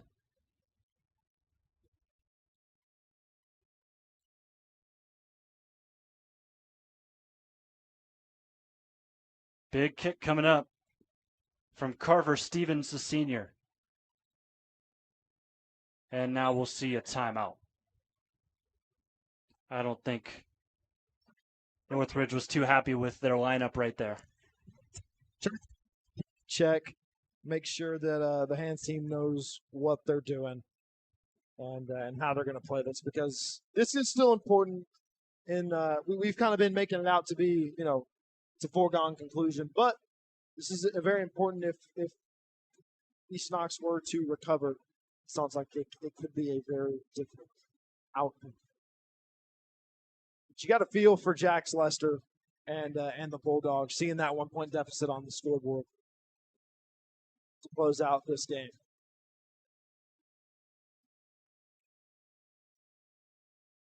Well, it looks like Carver Stevens, after the timeout, is switching sides. Must be a chess game being played here after the timeout, where Northridge strategize with him lining up on the right hash. This time he's on the left.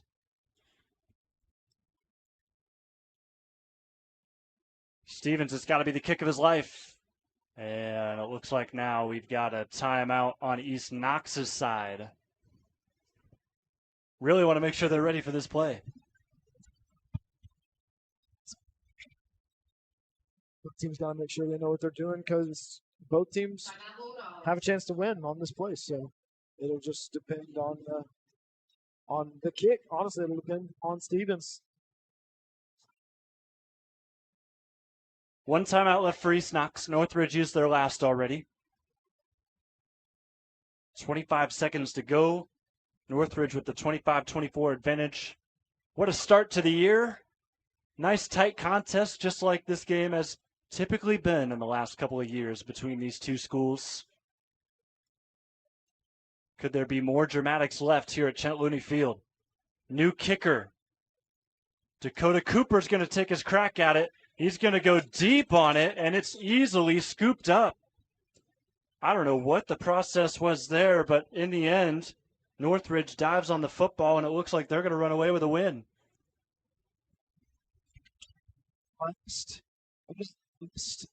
East Knox there. As we saw East Knox up for a decent portion of the middle of the game. It looked a lot like Northridge's offense had stalled out for quite some time.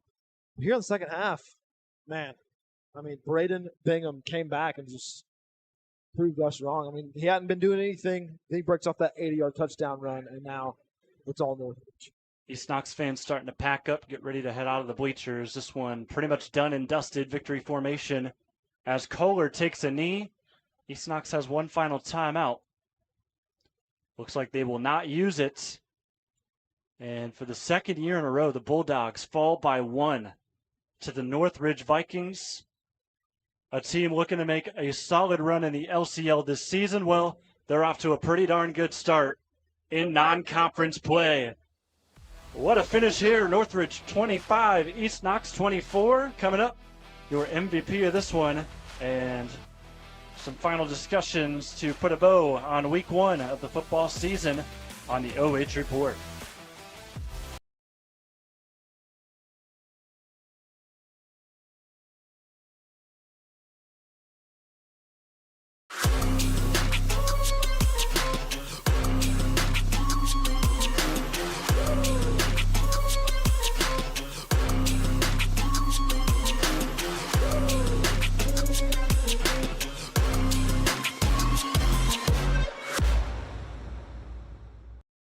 At the Killbuck Savings Bank, you can expect great products and service from a fellow Knox County Chamber member.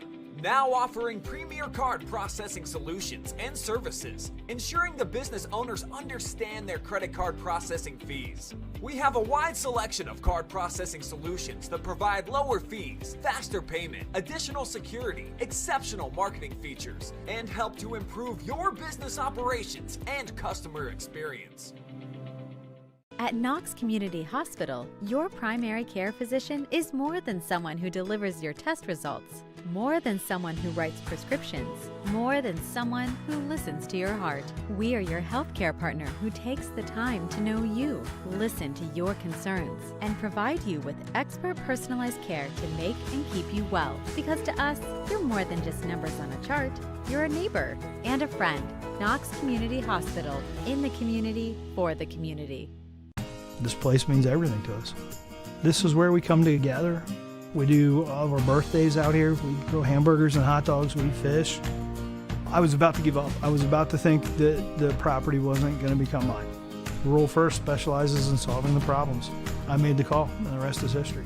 It was done. It made everything easy. Questions answered, walked me through the process. It was done. When I'm here, just feel peace. That's all it means to me. Peace. Take a look at all the action from Friday Night Football right here in North Central Ohio with great analysis, highlights, coach interviews, and so much more every single Friday night right here on the OH Report.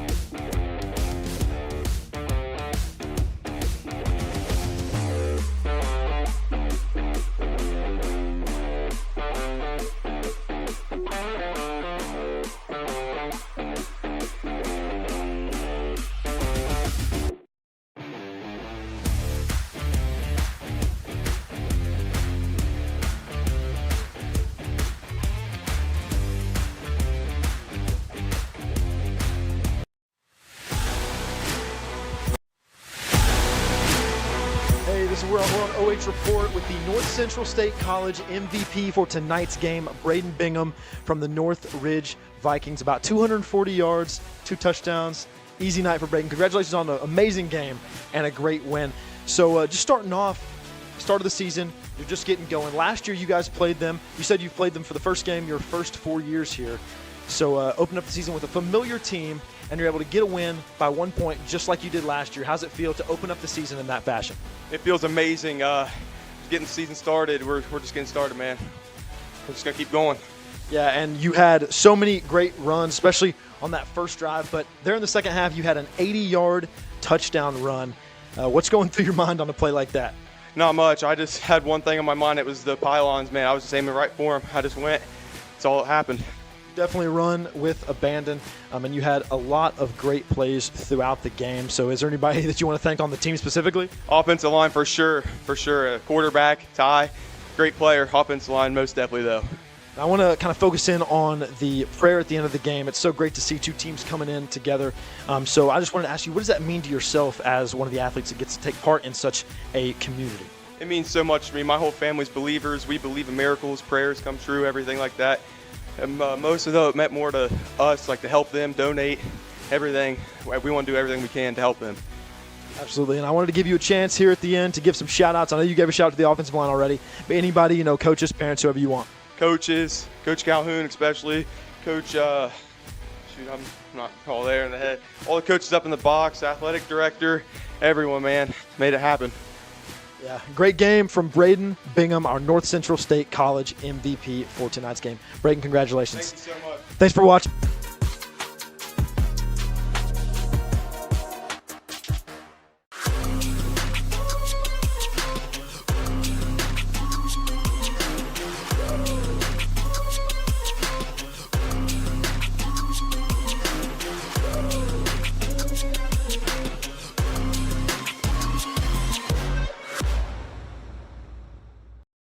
At the Killbuck Savings Bank, you can expect great products and service from a fellow Knox County Chamber member.